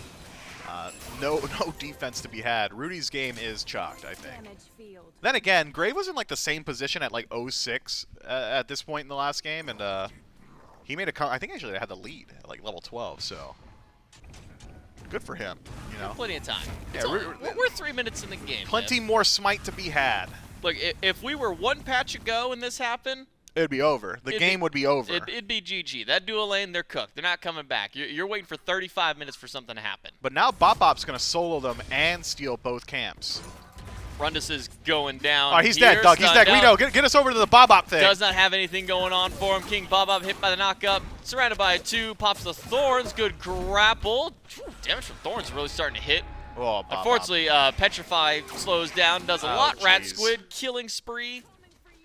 After going down for first blood in mid, he's come back with an immediate killing spree in response. But if you think about it, Bop-Bop denied an entire wave to the tower just by showing up there. That's 6 minions that Grave didn't farm. Rudy's going to hit 5 on this wave. Plus he has pressure because he meets wave first. He's going to get the meteor, and it's going to be chill. Oh, he didn't. Okay, he did hit 5. The last minion died. He did. You didn't think you think I didn't do I the thought math? I thought all the minions were dead already. Yeah, well, pay attention. That's egg on my face. Part 2. Electric Boogaloo. Ooh, anti-heal. Happen. Jumps up from the cloud, down onto the ground. Hits the XD's cudgel onto fine. XD. No blink for the Kabrakan. He has Ultimate still a ult. few seconds away. Yeah, XD's fine on the Loki mid. Took a second for my brain to process that that's where that was going. Pop under tower. 200 damage from the tower shot. Will be fine, though. Can sustain himself back up. It's prophetic for Malachi, first slot. Already started to get some of those stacks up after those quick 4 kills in the dual lane that happened within the first few minutes. Yeah, 5 out of 5 affected by both duo laners. Clean stuff, both 1-0 and 4, twinning. That's a lot of KSing from Rat Squid, I think. No way Rat Squid's earning that. Let me see the player damage charts. Yeah, Rat Squid didn't earn those kills. That's okay, though. He's a jungler. He earned it by being there. Yeah, he made a rotation. He gave up farm in the jungle to try and go for those kills. And he got him. 3 of them total. He's for the behind, jungler though. of Team Khastik. That's because he's going for kills. Yeah, and also Rundus is behind. And I think XD's slightly behind. Well, remember, Rundus got his blue buff stolen. That's right. I think twice. He's been behind since minute 1. Not even. Malachi, triple knock him with ult, root onto 1, but trees can't walk through walls, not unless you have a phantom shell, and I don't see one. Sun Wukong soloed by Loki? What a and that's a Blackthorn Wukong as well. It's a Blackthorn Wukong soloed by Loki in mid? That's tough Bro, stuff. what? That's tough stuff. They both have Blink, but the Loki didn't use his? What? Didn't need it. Thanks, J-Mac. Didn't need it. Did not need it. Karmic. What? Huh? Rascal just walked up to the execute. That's good. You just hand-delivered that to Karmic. Well, here's the thing about Silver platter and all. Here's the thing about Rat Squid and how he was doing a lot of calculations there. Sometimes you get lost in the math, you know? So busy getting a quadratic there, he didn't think about the Pythags, you know? Trying to cook up too many things and got lost in the sauce. I'm seeing how Happen got soloed by XD now. I'm getting it a little bit. That was That was a tiger of all time. it was a Blink Tiger. The dude was already in the tower too. Like that was like poor conceptually. That's one of those what were you hoping to accomplish there moments. I really hope I hit him with this Tiger. Malachi's been sick with the pulls. I'll give him the credit there. I don't think he's missed. Oh, Happen. No, he's fine. He's fine. Okay. Yeah, he's got the somersault cloud. Does he actually do a somersault when he jumps off the cloud? I have no clue. I don't know what classifies a somersault anymore. The somersaults, Isn't that when you like it's when you season your food in the hottest season of the year. Oh, okay. That's Is he doing that up on the cloud? That's a little somersault right there. I didn't see him like pull out any salt or anything like that up there, so I'm not sure if he's living up to the name on the cloud. That's just the cloud. Unless the cloud is made of summer salt. This is grand finals. This is grand finals. These guys are having a little bit of fun. So we should also have a little bit of fun. Okay, Happen. XE. Don't let him just walk in front of you. I know your transformation's up, bro. You were Blink Tiger stunning in a tier 1 tower. You're gonna let that guy walk up on your wave? Let him. His mind is an enigma. Can't hope to understand what's going on in their minds.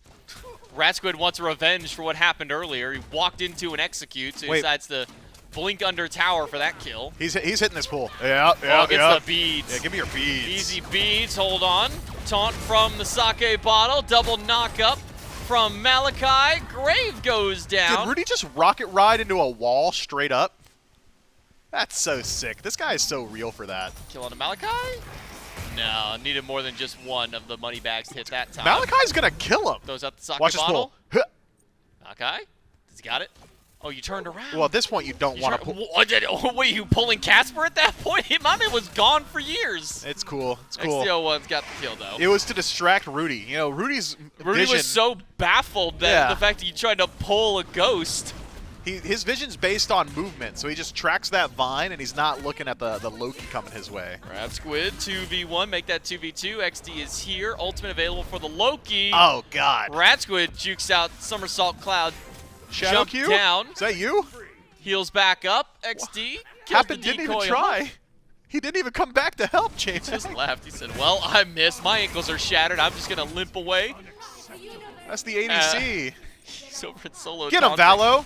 I don't like taunters. Oh, no, Valo. I didn't know you could do that. I know you could hit the damage, not get the wall. That's... It happened to me. It actually just happened to me the other night where I got hit by the damage, but I was like just on the right halfway side of the wall that it pushed me out of it.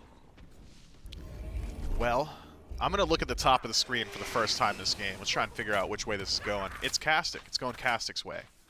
You can look at the bottom. It also shows Khastik's way. Man, Doug's making it where I can't look anywhere without learning something. Doug's keeping us honest out here. I appreciate that. It's a Chronos Pendant first slot Jormungandr with mannequins. It doesn't even make sense, man. It doesn't even make sense anymore. Oh, man. You know what I learned the other day from Billy? What's You that? remember Mogao? I do. Plays with his feet. Mogao has played with his feet. He does not play with his feet. I was led to believe that he games with his feet. Just like he, always? Like he's playing Smite with his feet. Did he like lose his arms? Condition with his hand. Really? Is what I heard And it's from a Billy. perma feet thing. Just plays with his feet. He's better than me. That dude was owning. Yeah, that in guy's- solo lane. That dude was crazy. That guy's better at I Smite got- than everybody. I gotta step my game up. Oh, God, Malachi's sick with the pulls. Not the ults, though. Not the ult. That one a bit off. But the pulls on point. Would you rather a Sylvanas hit every single pull or every single ult? Every single pull, man. Okay. What if you hit every single pull, you miss every ult? Ooh, that's a bit tougher. Because, like, pull's one guy, Yeah. but ult is multiple. I guess I would rather him hit every ult than every pull if that's the trade-off. Hold on. Happens doing it. Happens getting one, XD's getting another. That is a 1-for-3 trade inside of the jungle. We are 20 kills at 11 minutes right now. Yeah, well, they're kind of behind schedule. We were at a 2-minute pace for a while in game number 1. Grave. Yeah, we need a couple more here. Oh, Ruedy jumps in the rocket this time. Hits the wall. It's Needs a the sake ooh. bottle. Gets it. Hold on. Taunts Double? Malachi back. Malachi. Stand gets your ground, the Ruedy. root. Ruedy! Go for the pull. Ruedy! Malachi, go for the pull. Well, Malachi would die. Nah. Absolutely. No, you don't have faith in Malachi. I think That he dude- would that hit the dude's- pull. That dude's slamming every pull. Yeah, he's going to hit it. He just doesn't want that guy near him is what I'm saying. Nah, Rudy had no mana. Doesn't need it. He's autoing for 60. Good God, Karmic. Focus up, man. You can't execute Rundus. Right. You can kill him. Right. You just can't like throwing your ult literally does nothing. It's not even like it like stuns him for long either. We got some Loki on Loki violence. Oh, Rat Squid, new target. Oh, Valo gets the stun on the Rat Squid. Use the immune to get out. Double ultimate from that waxing moon. Summer Happy's Soul Cloud. gonna chase in. All right, Watch you gotta this. hit Cudgel. I'm Jigga gonna Bang? RP it. Oh no, he bird form. Bird form. Chico Bang. Oh no, Jigga Bang missed. Oh, Wu 2 getting in there. Oh. Nope, Wu2 down. All right. Well, the Loki. Okay, walks back up. White Rat Squid. My dude, Rat Squid, you gotta you gotta stop walking up to your death. Well, you gotta know, Chunga's auto abilities are like really short range. You know, he's wanting to apply damage. Yeah, but you know whose abilities are even shorter range? Kabrakin. Dude's gotta be on top of you to do damage. Yeah, but he's like fast. You know, sometimes things come at you fast. Sometimes he's too fast. Yeah, he's And a gotta little slow too down. furious. He's moving too quick. He's gonna hurt himself. He's too fast for us. I mean, I could see him. I wonder if Doug could find him. You know. Nah, no way. Nah, you know what? It's Doug. Doug can find anyone at any time. Like Rudy's health bar disappearing. Grave goes for the ult. What? Gets him with the auto after. Did the auto hit? The auto hit. I thought that was just the poison damage. The auto got him. Man. Maybe it was the residual damage. I don't know. He died, though. And that's all that matters at the end of the day. That was Graves' blink on the Medusa. Thank God he's got Blink. I was wondering where the initiation was going to come from, but now I know. Well, it's been from Malachi. Wait for it. He's not Wait in for this it. one. Oh, he hits it. Pulls beads, too. Dude, Malachi's just too clean on the Sylvanas. All right, if we hit a game 3 here, Rudy, I know exactly what y'all need to ban. What is this? Grave. He's different. And he No, gets he's it. dead. There's He's the tower shot. The heal almost. I mean, it wasn't close. If Like that was a full minion wave, he's living that. Not only 3, though. yeah. All right, uh-oh. Malachi need the double ult here. Gets it. Get you a Sylvanas that could do both. You know, he's hitting the ults and the pulls. Shells leaves Karmic under the tower. Waxing Moon off the mark from Ratsquid. Still has the damage with Rundus to get the kill. And by the way, Malachi never left. He's still sticking around, baiting out everything else. Man. Now, I'm going to try and make a reasonable leap in logic here to figure out which one of these teams is going to win this game. Okay. And I'm thinking on current pace, Team Khastik loses at the 33-minute mark. Right at 33. At 30, not right at, like, it's going to be 33 minutes and some odd seconds, but it's going to be within that 33. And is that Titan down, or that's team fight lost and then Titan immediately after? We're going to know that the game is over within that 33-minute span. The game might end at 34 minutes, but we're going to know at 33. At 33, we will have the conclusive and decisive evidence as to who is going to win that game. And I want you to hold on to that, J-Mac. Write that down. So, we're going to circle back. Someone in chat, write that down and remind us. And then, like, one of the mods pin that so we can have it for later, because I'm not logged in, so I can't type in chat right now to write it down. I think Bobop has hit less pools than Malachi so far. And like, Bobop's is easier. I'm about to say, Mulan's is like one of the easiest ones to hit in the game now. Like, All right, watch this. Yeah, yeah. Malachi's hitting that every day of the week. Rocket. Why are you rocketing Malachi? Well, I mean, he's not going to get Grave. Look where he is. Oh, from Malachi. Gets Bop away. Rundus. Oh, my Karmic, bro. God. You don't want that. I don't want that. I'm just sitting here as a spectator. Graves dead. Nearly down. Get him, for Happen. He didn't go in. What? Now you just got Wu2 chasing out a Loki. Ratsquid chasing out the Wukong. Oh, it's because XT had ult. Immunes it. Ratsquid doesn't have the damage. Malachi doesn't have the tankiness, but Ratsquid needs one more rotation. Takes down Happen 19-12. We're back at the two a minute, almost. We need to get 2 more here real quick. Yeah, we're going to get one more. A tier 2. Oh. That's the 2 they're getting knocked down. Ratsquid surely is not allowed to just walk at you guys, right? Oh, he is. I don't know. He took a lot of damage. Rundus. Mulan ultimate. Knockup is good. Fallow's damage a little bit better. We're at 33 kills, 16. We're past the 2 a minute barrier. And I don't think we're slowing down anytime soon, especially when you got your Blink Medusa from Grave. They want action. And they'll get it. Another kill for Grave. Beads. Oh, dude, Ruedy wins this. That's Well, right. Get out of there. He wins just a fear game alone. Yeah, Rundus knew. Even 3 levels up, full damage, was too scared to fight the no crit, no ultimate, no Aegis Danza Burrow.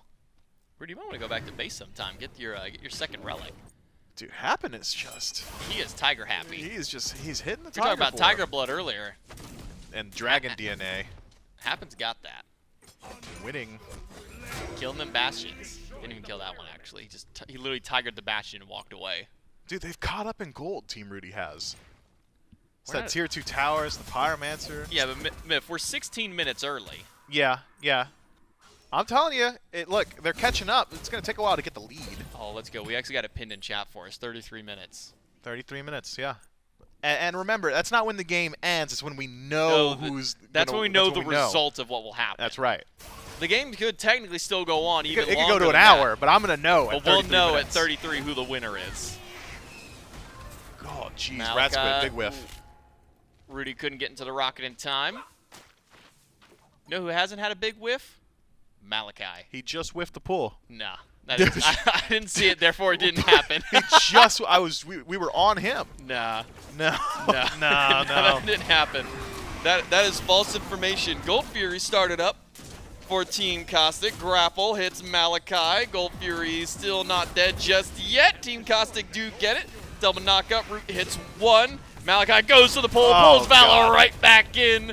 But it's Rundus there for the cleanup kill. Killing spree for the Jormungandr. King Bop surrounded by the entire team of Khastik. And now Karmic's going to go in. Karmic going to get 1 before Rundus takes him down. And now it's Happen's turn to join the conveyor belt of death. Triple kill for Rundus. Yeah, I mean, Happen's attempt was just significantly worse than Karmic's attempt was. Karmic blinking, insta-pop onto Grave. I mean, that's clean. Happen just kind of walked up. He had blink, chose not to. Had ult, chose not to. Had beads. Had beads. I mean, once you're hit with a knockup, you're not beadsing. At least you shouldn't be. No. Yeah, the Wukong mid is It's leaving a bit to be desired, no? It's not quite living up to expectations. I don't know what your expectations were of it. What was Happin's KD last game? It was like crazy, wasn't it? It was like 4-11 or 4-12. Oh. Who was Happen last game? Happen was the Thor mid last game. Oh, that's right. Valo was the Scylla jungle. That Right. went like 11-4. Yeah, Vala's kind of picking it up here in game 2, huh? Kabraken's working out well for him. Poly third slot. Is he going for Obsidian Shard or is he going for Spear of the Magus? It's gotta be Obsidian Shard. When's the last time that Spear of the Magus is actually meta, thinking about it? Depends on which god you're talking about. I'm a massive... If you're playing... I think Spear is slept on. If you're playing Maman Brigitte, you should be building Spear. Because it just synergizes so well with that second ability. I'm not going to think about it, though. Nobody's playing Maman. Oh! Oh, saw that one. Oh, Malachi, what was that? Uh-oh. That was a stinky one. Well, that just means he's going to land his next ultimate. Okay, that's the trade-off. Yep, that's the trade-off. You miss one, but you get the other one. God, I hope you're hitting the other ones. Like, Sylvanas ult is not a hard ability to hit. Oh no. Haven't picked up speed. And Valo just, like, doesn't want red, or Did- what? I guess he doesn't want red. I'm trying to go fast. Are you too good for red? Well, there's another speed. Who are you going to give the red buff to, then? You're just going to let that buff sit on the ground? Just grab the red buff. What do you mean? Bobop's right there. He's a full... Bob has green buff. Oh, Karmic, you're so dead. Oh, XD. Good Aegis. Not quite enough. Oh, Oh, God, Rundus jeez. almost dead. Wait. Rundus doesn't hit these. Rundus has never hit these in his life, and leaving. he knows not to try. Yeah. He is left. He has vacated the facility. Now Rat Squid. He Rat hits Squid those. hits these. Blink. Boop. Didn't even need the ult. Wait for later. Save for the next fight. Maybe the next fight is now? Knowing Great. Rat Squid, yeah, he'll just walk up. Well, Graves with them. No, he's too healthy to walk up right now. He's only doing that at 5%. Yeah, when he can get executed. Oh, grapple. Beads. Double ult. Happen. Gets the Blink Tiger stun There it this is. time, but Rat Squid still living through it all. Grave gets one. Rat Squid goes down to the cudgel afterwards. Happen realizes that he's got nowhere left to go. Got faked out there. That's the decoy stuck inside of the wall. Yeah, I thought that was the real one. I know. For, I was for like, a long time, I was like, break oh, the wall, I was man. like, oh, he's out. No big deal. Nope, he's already left. Valo, You think Val wins that fight? no ult from Grave. Oh, Valo does not win this fight anymore. Beads are there. Oh, No, Valo. definitely not. Oh, Oh, wait, hold on. There's the blink. Great. Oh. All right, I wasn't familiar with your game, Medusa. You weren't? You've been talking about Medusa all weekend. Didn't even have Bluestone upgraded. That's why I didn't think. Oh, jeez. You're the Fire Giant? Right to fire for Team Khastik. But we've still got at least 11 more minutes of this game before we know if they truly are going to be the ones to win. Karmic's going to try and slow things down. Rundus on the way. Ultimate from Malachi hits Karmic, who is as good as Eddie as he keeps walking on top of the Ring of Fire. Rocket Johnny in Cash. from Ruedy. All doesn't do a whole lot except hand deliver him to death. Rundus with a double kill. And 7 in a row for him. How much damage is that doing? Oh, wait, I'm getting tricked by, like, Warriors and Guardians. There are no tanks here. No, there is... The closest thing to a tank we have is Malachi, who's built double defense. Outside of that, we're here for damage. Rat Squid's bringing it. Double kill for the Chunga jungle. Team Khastik go back to the Fire Giant. Can Valo stop it this time? Doesn't have Blink. It'll be a long walk in for him. Now, he didn't even want to get there in time. Hold on, he's picking up speed buff. Now he's faster. It's going to be so fast to get to mid lane. Red buff. Not Fire Giant. That's not happening for them. Fire Giant on 5 for Team Khastik. And I'm still not certain who's going to win. We got another 9 minutes till we're going to figure that one out. So, what are you doing for the next 9 minutes? I'm going to take a look and see what chat's talking about. Since Smite 2 yet, they should stop building int. Who's inting on the team? Oh, it's King Bob Bob. Oof. You know, King Bobop giveth and he taketh, you know. After a game 1, like Bobop had, where he has to, like, legitimately unlimit his mind. You ever seen the movie Limitless? I have not. Okay. I got to remember who I'm casting with. You don't watch movies. No. So there's this movie called Limitless. Okay. And he takes a pill, and it unlimits his mind. You ever heard the phrase humans only ever use 10% of their brain? 10% of their brain? Yeah. You know it's not true, by the way. That's not. That's so dumb. It's the dumbest thing I've ever heard. We get taught that from like middle school. Rasco got taught a hard lesson. Don't stand inside of a tier 1 tower. And there's 5 people chasing Dude, Twitter you is going to have a field day with that. You're telling me that's out of position in That- my own tower? Yeah, when there's 5 people, that is not played. Triple ult from Malachi. Grave goes in. Ult doesn't get anything. Gay, King Bop Bop gets a second before he goes down. Now 3 and 11 for him. Grave picks up a killing spree. Dashes back to the tier 2 tower. Happen. Walks into tier 1. That's out of position for you. And Grave spits on Karmic. 3 kills to 3 for that engagement. It's Rundus and Grave left alive for Ruedy and Valo. Valo might be the only person on Team Ruedy that I think is worth anything ever. So if he's alive, 95% of Team Rudy's strength is alive with him. So you're gonna have to knock him out if you wanna end this game. Watch this. Valo's gonna he's gonna do it. He doesn't have Blink. He doesn't have Blink or ult. No. Well, he's got ult in 4. All right, 3. 1. Oh. Oh. Didn't even get a chance to use the ult. Dude, if I'm Valo, I'm like, you guys couldn't get Graves beads? Seriously? After all that, Graves still has beads? If Grave doesn't have beads, he might be dead. Yeah, he's probably pretty close to dead. If not dead. He's just 1 ult 2? That guy's dead. Instead, they're going to go for Primal Fury for Team Khastik. That's gonna help. We're sitting 9,000 gold up now for Team Khastik. Gold doesn't matter, man. You would hope it matters a little bit. Nope. Double ult from Grave. Pulled in by the grapple of King Bop Bop. Doing a lot of damage to Grave. Pulled back in by Malachi. Says, get over here. You're not done just yet. Root in place. Spat on once more by Grave. 13 and 5 on the Medusa, by the way. And Rundus takes away his 14th kill. Trying to get for double digits himself. 1v1. Shoot the dragons. Dragons miss. Wait, Blink is back up in 1 second for Rat Squid. Rat Squid's not that guy, though. He got his heal? Okay, wait.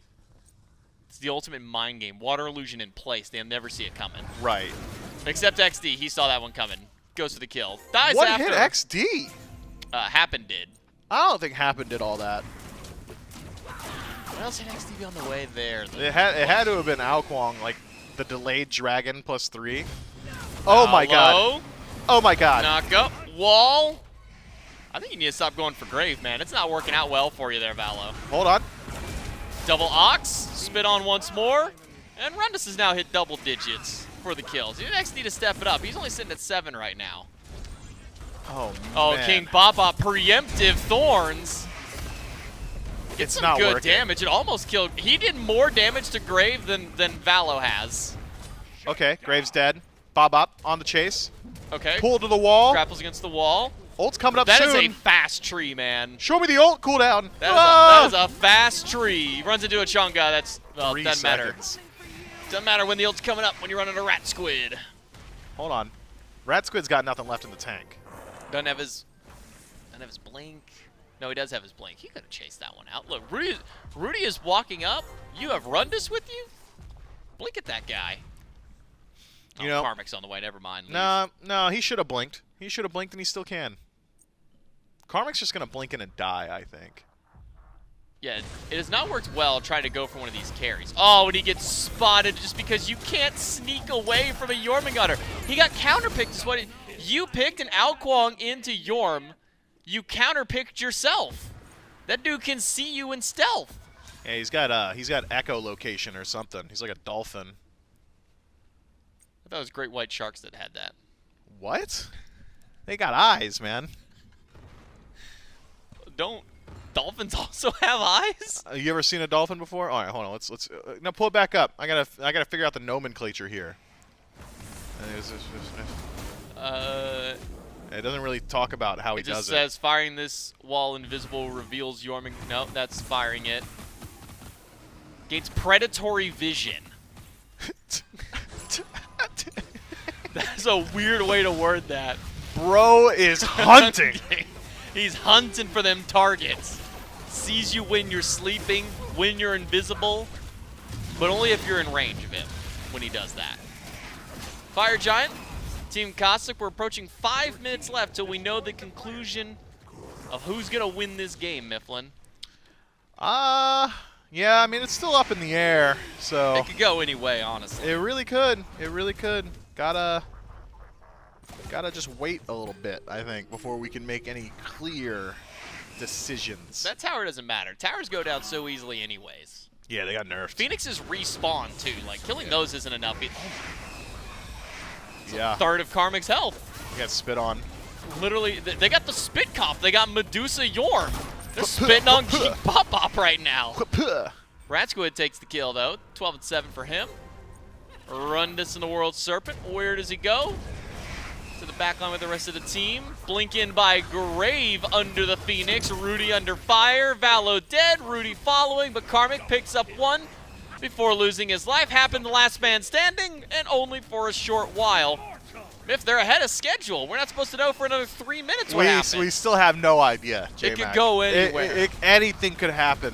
There's still, look, it's 25 seconds till King Bob is back up. Bob-Op's an impact player, you gotta know that. Malachi. Malachi's dead. Oh, it was so close. Oh, no. Guys, y'all can't be jumping the gun like that. There's still more to go. That was 51 kills for Team Khastik. 23 to the other side, 74. That's my quick math of the day. That's about the most math you're going to get out of me for about the next 10 minutes. Now, there needs to be a conversation had, J-Mac, about set etiquette. There has to be a conversation about it. When you guys are so clearly having fun, surely that top 3 selection from Team Khastik is that's anti-fun. That's jailable. That's jail-worthy. I'm not saying I'd put them in a cell and leave them there for a distinct amount of time decided by a judiciary system. I'm not saying that I would, inflict that upon them, but I am saying that it should be a consideration. Well, we'll consider that length of jail time for them as we go ahead and cut it to a quick break. We'll come back with game number 3.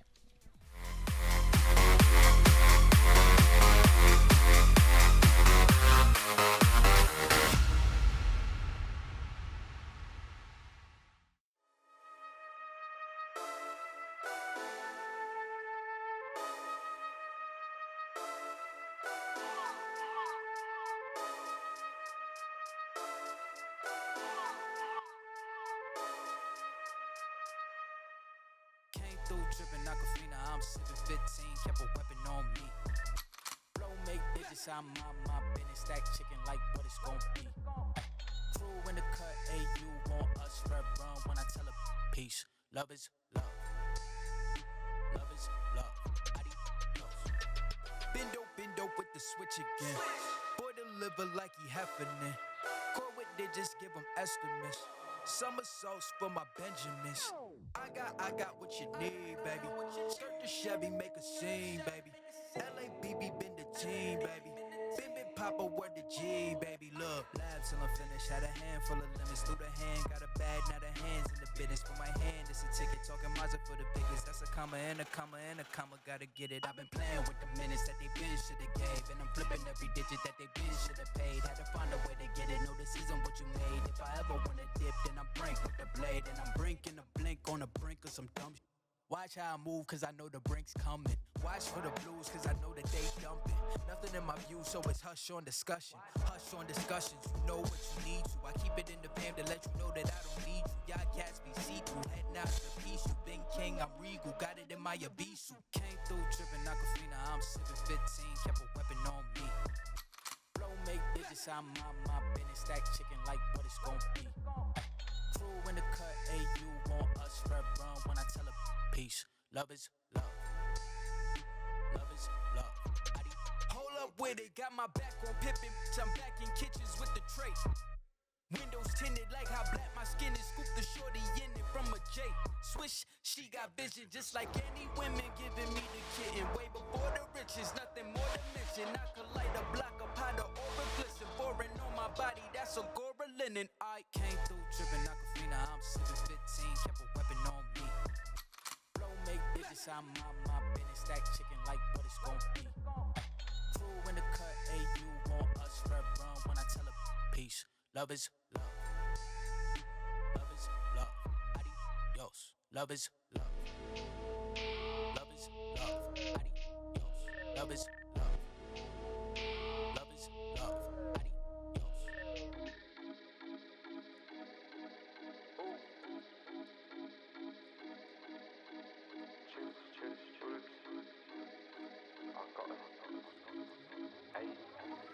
tulips in a twist.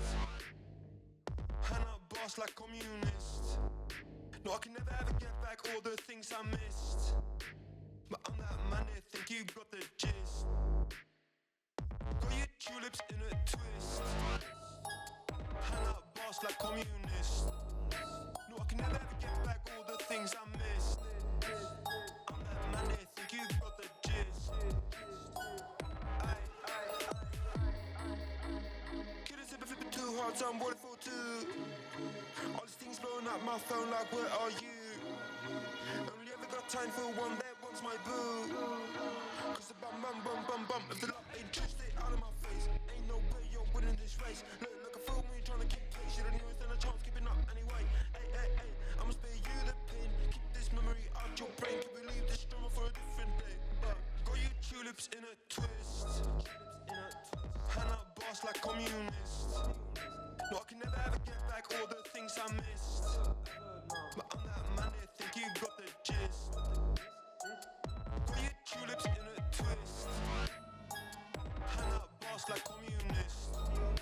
No, I can never ever get back all the things I missed. I'm that man that think you got the gist. I wouldn't wanna be last night. Not the same place where I ended up right. Gotta move quick when the time is tight. Better get off, I'm catching a flight.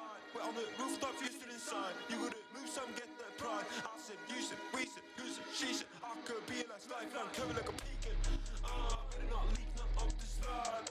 Jesus, I'm gonna pause, but spoke you got this for life. Hold up, for a while. Need a little time, call.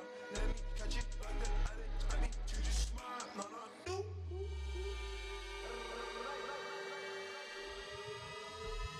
Got you tulips in a twist. Hand up boss like communist. No, I can never ever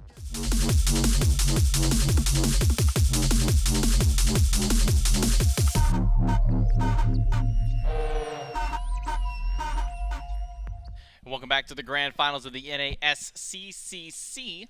I think I had the right amount of C's there. Team Khastik versus Team Ruedy. Game number 2 goes. Team Khastik ties us up and brings us now to the game 3. Before we go into that, I want to talk to you guys about the gem sale that we got going on right now. If you jump into the game, we got the Summer Splash Gem Sale, 33% off up to for your gems and 50% off the alignment and mood chest now through June 23rd. So make sure you hop on, get your gems on a discount. And if you want to know the best way to spend your gems right now, pick up any of the skins that have been releasing through the course of year 11. Those are cross-gen skins, so you get them not just in Smite 1, but you also get them in Smite 2. And then every gem that you spend on those gems, not only do you get the good skins, but you also get the legacy gems for Smite 2. So you get like the ultimate bang for your buck on that one. You get to buy gems for 1, get gems for Smite 2, and you get a skin for both games as well. So hop in and take advantage of the gem sale right now, again through June 23rd. J-Mac Mifflin back one more time. And after a very interesting, fun, wacky game 2 that we now push ourselves into game number 3.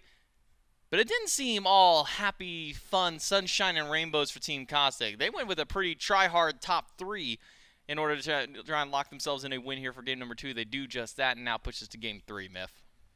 I don't want to talk about it. I don't want to talk about game 2 at all, but I suppose we will. At least a little bit. Man, there's nothing to talk about. There was no team fights to break down. The objective play wasn't really there. It was, hey, we killed 3, let's just go do an objective real quick. And it was like, hey, we killed 3 like on accident. Like they walked into us one at a time. And Rat Squid also walked into many deaths unnecessarily as well. You know what? I'm just gonna say, Valo needs some help out there. You know, why is that guy got to do everything? He's 8-8-8. Game 1, I guess Valo did nothing for 26 minutes, but then this game, the 26 some odd minutes that he did get to play, it was all Valo. Impact. Yep. I think Maybe Karmic can play like a bruiser. I think you just take Malachi off the tree. Yeah, get Malachi off the tree. Yeah, he's definitely different. He's definitely different on the tree. Maybe ban Medusa. Yeah, probably ban Medusa Changa. If you're going to have a little bit of a fun match, like, don't give them all the top picks. Enforce the fun. Enforce it.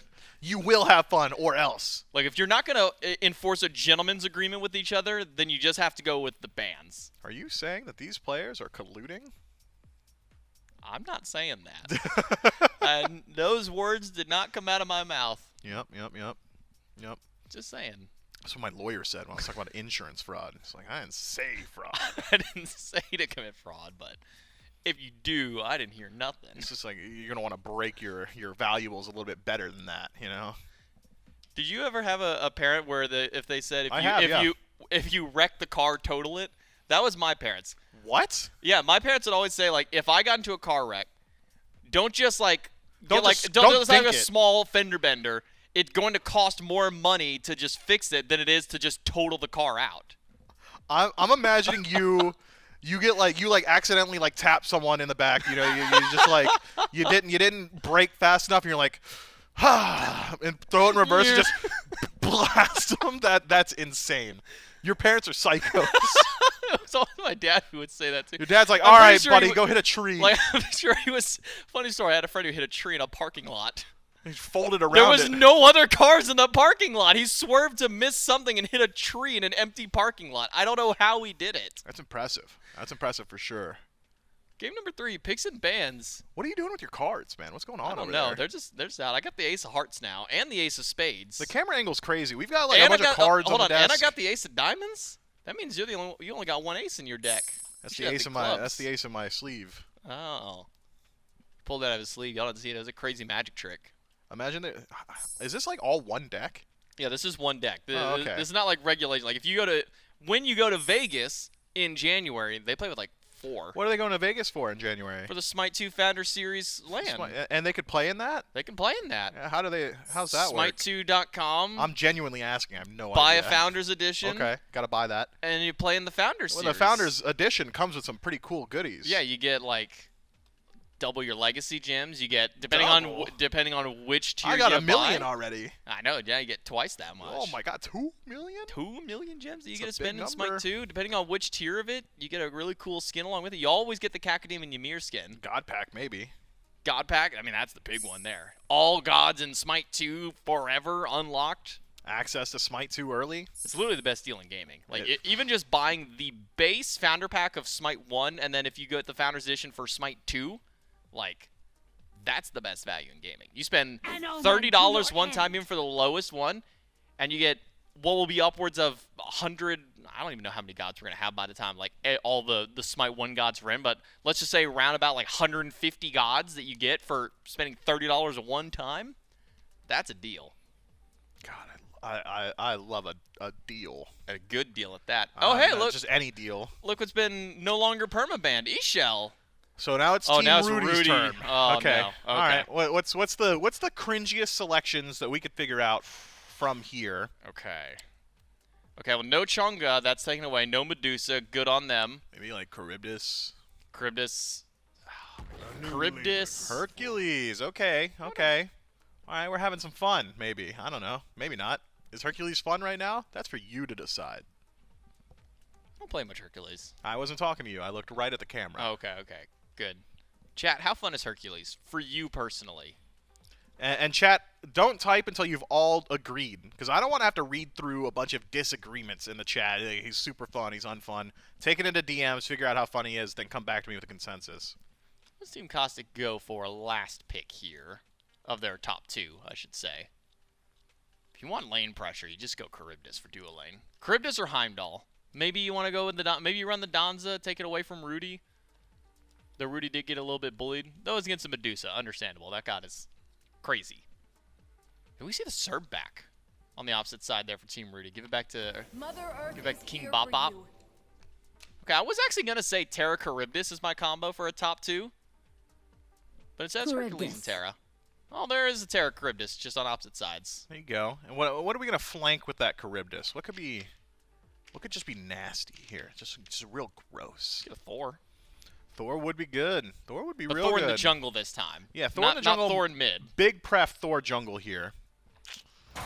It's Ares. And you know what? I'm into that. I'm into that. Stops the push from Hercules. Stops the dash from Terra. Does a lot of damage. Stops everything they want to do. Bolsters defenses. Sears flash. It does a lot. There's no escaping him. Did Did you know that, what's that called when a word is spelled the same? Palindromes? Palindrome. Yeah. Forward and backward? Like Race Car? Technically, a playing card is a palindrome?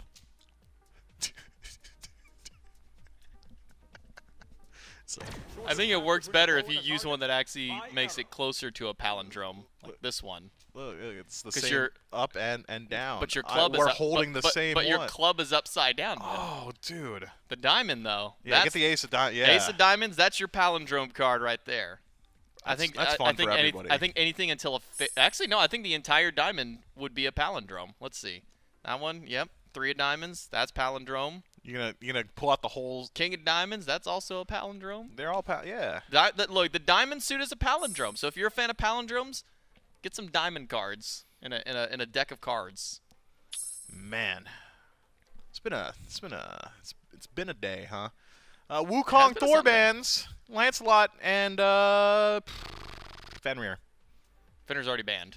What? Yeah, he was Why? top banned by Ruedy. Why, bro? Fenrir's like not. I don't know. Well, I guess Rundus played it the day before. Not that Okay. it was a particularly great Yu game Huang. from it, but Are they Yu taking Huang this game instead. like serious? I can't tell. These look like They- very serious drafts. Like when you give away an E-shell, that to me says at least Team Rudy's taking it a bit serious. But with what Khastik is drafted for the roster, looks like they're taking this one pretty seriously too. dude.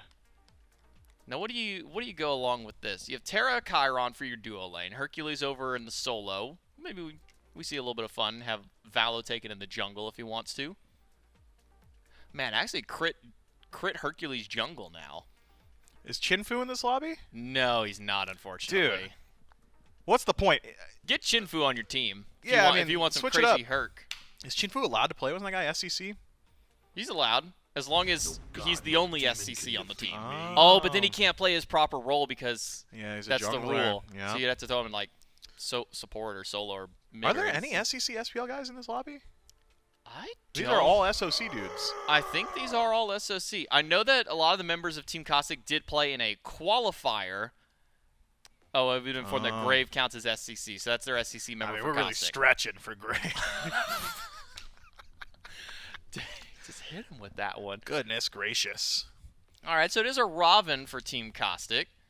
Opposite end for Ruedy, they pick up Osiris. So Osiris into Hercules. What's that matchup like in solo lane right now, Miff? What matchup? Osiris I Hercules. was thinking about the palindromes. Osiris versus Hercules, huh? That's interesting that you would ask that.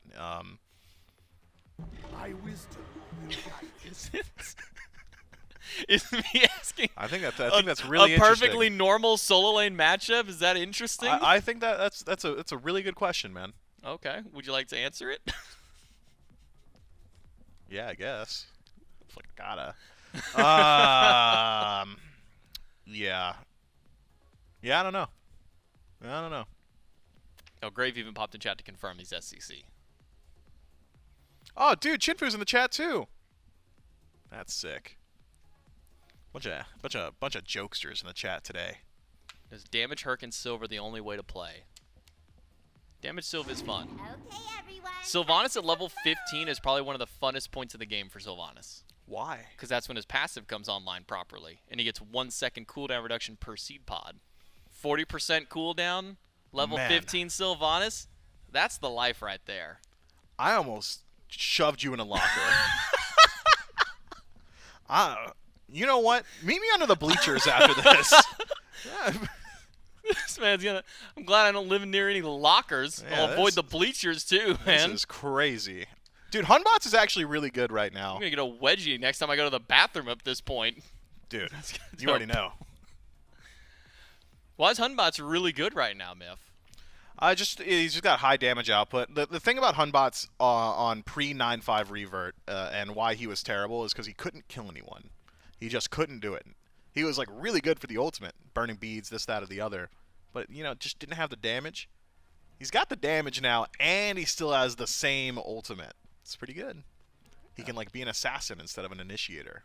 Okay. Up against that, though, is going to be the Robin and then Scylla as a final pick for Team Khastik. So now, can't believe I'm about to ask this question. Mm-hmm. Do we see Vala take the Scylla back in jungle? Or do we see Happen pick up the Scylla? And it'd be swapping with the Robin. There is a correct answer. And there is, and the correct answer will so seldom have bearing on reality. and likely doesn't play in at all to the decision-making process. I'll say this, okay? Listening. A lot of you guys probably haven't been here for the entire set because, you know, it started 2 hours ago. But Valo did play Scylla in the jungle, and he did, I believe, 2,500 damage for like 27 minutes. That was where he was at. End of the game at like 30,000 damage. Maybe he's warmed up now a little bit. The abilities are landing a little bit more frequently. He, you know, spent so much time getting warm on that pick. Maybe he takes it back into the jungle, or maybe he learned his lesson and plays something that can do more than 2K in 25. We'll have to see. Oh, no, I'm sorry. It was the opposite side. I'm completely messed up. It was Team Ruedy that took the Scylla jungle. I've baited us both. I've messed this up for the both of us, Miff. It's been a long 2 hours. You didn't have to tell them that. Like, chat wouldn't have known. It's a long 2 hours. I looked over and I noticed. And now I look over at chat and I'm getting yelled at anyways. By whomst? Looks like it's Billy yelling at me. Oh. Yeah. Billy has access to our headsets. He's typing in the chat. Yeah, he could have just yelled at me, you know, in my ear. Could have kept it in the family. He could have been. Honestly, chat doesn't know. Billy could be saying a lot of really mean things right now, and you guys don't get to hear that. And it makes it a tough day for us. But he doesn't. Thankfully, we're not getting yelled at in our ears. You're not? I just tuned him out. Oh. You know what? Speaking of the man in our ears, I've been told we were good to jump in a game. So let's go. Game number 3 between Team Ruedy and Team Khastik. Grand Finals. Final game. Winner gets #1 seed. Going to the LAN event for the NA side of the bracket, it's J-Mac, Miff, and Doug. Bring the action for this game number 3. Because it's not on Team Ruedy, it will be a Scylla mid for XD001. Rat Squid taking the Robin jungle. Are you a Robin fan, Miff? Dude, Robin was my most played god in the SCL, actually. Oh. Yep. I couldn't play Smite on controller, so I played crutch picks. I played Hunbots and Robin. Big circle or immunity all the time? I think Robin was one of like my 3 go-to assassins whenever there was a time I just didn't want to play jungle, but if I got stuck playing jungle, it was him, Bots, and Ratatosker were like Great the picks. 3. Those are my 3 picks, unironically. You know, I got a skin in the game, actually. You do. Yeah, that's true. Fun fact for those of you that have eager Ratatasker, if you pay attention on his card art, my name is in that card art, but it's actually Andy, L. Leon. It's actually his perspective. It's him playing Thor. So it's that eager rat is L. Leon. Were you at least playing Ratatosker in that card No, art? Oh, no. happened. He's fine. Early Aegis. He's fine. Some bailout from Valo. Maybe a turnaround killing a Rat Squid. Knock up, not quite there. Happen. Got the range on that first ability. Does manage to squeak out first blood for Team Ruedy. Almost trying to go for a second one there against XD01, but just out of range this time. Just off the mark. Change from King Bop on point, doing some good damage to Malachi and the minions. Malachi gonna dash at them, quickly dash back out. Realize you probably don't want to stand your ground against these two right now. Yeah, surprise. King Bop hits like all 3 chains there, and Malachi still has time to dash through his structures. You'd think with Charybdis in the lane, you'd be able to deal with that pretty quickly. Instead, it's just continuous aggression. Bop's in trouble. He's essentially frostbounded. Chain in place, turns around for the fire. Trying to exercise not enough damage, but Malachi One-auto. able to close out one wall. Not even needed, it's just the in-hands, the minions backing him up. It is Malachi with a double kill in duo, and maybe now some damage on to Happen. Flashbang hits Rat Squid. Now you can't see your screen for a few seconds, and Happen will live because of that. Man, Ixchel's sustain is actually really good. That's just an HP pot, I think, but it is ticking him up quickly. Happen. Why'd you walk back out? It took 3 tries, but they finally got him. Journey of 1,000 steps begins with 1. And in this case, it took him 3 to get to that first step. It's like the preemptive steps to the sidewalk. Bop. Ooh, double? Chain. Double stun by Malachi. Oh my god! I'm just learning that maybe Malachi's just built a little bit differently than everybody else out here, because it doesn't matter what you put. Oh, Khastik. Khastik. Oh man, he tagged himself in for this. Khastik. This is the first game Khastik's played in like 2 weeks, I think. Okay, he's got it. He's got it. All right. Training. Oh, wait, hold on. Valo's on the way. Valo's got it. Should be a gank. Oh, Dash is coming up. Jump. Giddy up. Oh, the roots. So good. Dude, Malachi might just be MVP for Team Khastik right now. Are you sure that's not like genetics, you know? I have no way of knowing. Admins, can we get an investigation on account sharing here? Malachi's playing a little too good. You tell me this guy's just SOC? I don't think so. Malachi's been going crazy this set. Sylvanas last game, popping off. Terra this game, already doing really well for him. Lose out on the purple buff, though. That's a nice little invade from Valo and King Bop Bop. It'll take that one away. Classic soul lane move. We're not going to do any fighting. Nobody's going to get any kill. Might as well throw a boulder at the totem. Guarantee that one for himself.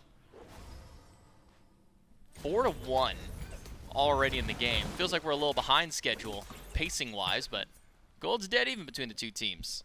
Gotta remember, everything's on the line here, J-Mac. You know, you really don't want to have to meet up against Davey first come LAN time. I would not. So, gotta make sure you find a win in this all-important Game 3 of the North American LAN Qualifier Grand Finals Day 2 of the SCCC. Smite Content Creator Cup. Happen. That's a massive heal he just got back. Healing up with the ultimate. Aegis, the I'm a monster. And that is everything now down for Rat Squid and XDO1. Both ultimates included in that discussion. Happen gets to live through it. King Bop Bop taking quite a bit of damage from Khastik. Giddy up forward. No escape used, but Centaurus is there. Will need all 3 shots. Does he have the third? No. Bop Bop able to sidestep the last one and lives because of it. Bob Op's juke shoes just clean. It's been a support show all day, hasn't it? Feels like if Bob Op isn't popping off, Malachi is, or they're just taking turns right now. I'd give slight advantage over to Malachi, just like I'd give slight advantage over to Valo. Slams Rundus for an easy pickup. That's tough stuff. Hercules will have a pretty decent bounce back once he finishes up maybe that second item, but until then, it's going to be miserable. And it might be miserable even beyond that point, because the lead Karmic is starting to develop is pretty significant. He's got Frostbound. Ultimate from Valo. Gets overhead kick from Rat Squid. Ultimate's not there. Just go for the commit here. This should be a kill onto Rat Squid. Overhead smash. It's good to take him down. Kill for Valo. Puts Team Ruedy at their 3rd of the game. And then right over to the Bull Demon. Team Ruedy will go. I'm going to be honest with you, I think this is the first time we've seen the Bull Demon go down this set. At least that we've been keeping track of. There's been so much else happening in the other 2 games. It's very possible that that objective has not gone down once yet. Does the Bull Demon have to die before Fire Giant spawns, or will Fire Giant just like I think it just crush its skull on the way out? I think it just takes it down. I think it just consumes it. Yeah, Fire Giant's a strong dude. What if, and this is me pitching balance ideas now, what if Bull Demon is up when Fire Giant spawns, it's just an enhanced Fire Giant now? It just like quite literally consumes the Bull Demon and makes him stronger. Yeah, he eats it. That would be something, but then people just wouldn't do the Bull Demon ever and just leave it there. I'm okay with that. Nobody does it anyways in most games. Casuals, maybe you're ranked. Some players are doing it, but like for the most part, nobody's really doing that objective. It's good. It is tough. You gotta really beg. If you like out of the soul lane, you really want to do Bull Demon because it's like one of the most fun things you can do there. Junglers are just not invested. It's 75 global gold, and like you can see wards. That's good. And if you see them wards and you take them down in time, that's more gold. Free gold is good. A bit of why we may have seen Eye of the Jungle kind of fall out of meta as well is just because of how potent being able to see wards is. Eye of the Jungle, Killer Camp drops wards. Hey, that's free money. The 150 free. And I don't want to be giving 150 gold to my enemy. Ever. Dash in by Malachi. Get some good damage on Ruedy, but Ruedy's got Aussie, so he'll heal up no problem. Karmic gets shoved back by Rundus. Not too much more happening in the solo until the junglers start showing up now. Val goes for the ult, hits a Rundus. A little off the mark for that one. Needs a little bit more. Teleport in with the monkey toss. It is good. And it's now the junglers 1v1 as both soul laners are down. Val's low in mana. Rat Squid has got some decent sustain to stay back. And King Pop Up picks up a double kill on the opposite side of the map. It really is the sports showcase today. Man, they just walked him down in the tower too. That's tough. Khastik maintains his beads, as does Malachi, but both ults expended. Rat Squid, no ult for himself here. If you line it up properly, can heal and dive. Don't even need to... That was 370 yeah. That was just from the one. already. That was just from, I think it's the threads of whoa. light. That was close. XD misses. That was really A close. little too late. It'll be a kill. Oh, it is threads of light whenever you have the enhanced one. Man, that is a lot of numbers, ain't it? That is good damage. All the, 30% bonus damage. Is that true? it's what it says right there. Yeah, I'm getting it now. I'm understanding why this guy Yeah, has been permabanned. It's when you hit him like at the very end triangle of the Yep. of the light. Yeah, Gets that is bonus. that's ridiculous. Everybody's favorite caster of all time designed that character, by the way. And you get flashbang too. That's even more fun, isn't it? Oh, I'm dead and I can't see. No, that's not more fun. That's See, more fun for the Ixchel. See, at least with like Raw, you have the build up to the flashbang. Hers, it's instant. I just can't see anything. Love playing a game at 3 a.m. to get hit by an E-shell blind. There should be a setting where blinds become just like black screen instead of white screen. I think if you use a colorblind filter, it slightly distorts it. It becomes more of like a grayish white, but it doesn't help that much. Yeah, guys, don't worry. I'll be hopping into those design meetings, making sure that gets changed for us. Gone are the days of us not being able to see. Will happen. Easy Aegis for them. Turns around, Lord. tries to heal, but that heal is nowhere near as impactful. Ruedy gets a kill with a Charybdis ult, reset, but there's no one to reset to. Double dunk in on the solo lane. Gets a kill on the Rundus. Valo, credit for that kill. It's just everywhere all the time, man. Doug's having, all Doug's at having a once. hard time. I'm having a hard time. What happened? I Everybody's don't know. dying, dude. There's a dive in mid. There's a dive on right. There was Dive in a left. dive in literally every lane at the exact same time. Who's coming out ahead? It's Team Ruedy. Let's just, when in doubt, numbers it out. They're up 2K. And 3 kills. Man, this might be the lowest kill game we've had in 10 minutes. Is that true? We're I only guess at so. 15. We've been hitting the 2 a minute for the first couple of games. They've slowed things down. Things are getting a little serious, you know. It's tournament point. First seed on the line. Don't gotta play against iDavy if you win this one. At least not in the first round. Maybe in the finals you would. You would have an easier chance to get to those finals. I probably wouldn't want to face off against iDavy, the nigh undefeated master of the EMEA region. Yeah, he's dropped what, one map I think, but never an entire set. So you really want to avoid him if you can help it. King Pop Up. I mean, he's just doing too much damage right now, and the complete disregard for any damage coming his way is concerning to say the least. 3-man grouping in mid. Beacon about a minute 20 from spawning in. Happen has been the main focus for Team Khastik, trying to keep this E-shell down. First game that she's ever gotten to really pop out here for this weekend. Already starting to see the level of damage that she can do. Now let's see what they can do in a team fight. Bull Demon goes down to Team Ruedy. Karmic pushed against the wall. Got 2 surrounding him. Quick ult out. Dive in by Ratsquid. Lands the root immediately after, but Karmic tucks it back up with Valo. Toss out that Fear No Evil. And Happen goes in with the great end beam, trying to get the kill. Valo, overhead smash. That'll get the job done. And he's not done just yet. XD01 dives away, goes up into the Alma Monster, able to escape for now, but can't say the same for Malachi, being chased out by the entire team. I don't think that horrific emblem was necessary for that kill, but you do you get the kill anyways. You know, I hesitate to say it. I'm hesitating. I think we might have a good idea of the outcome of this game already.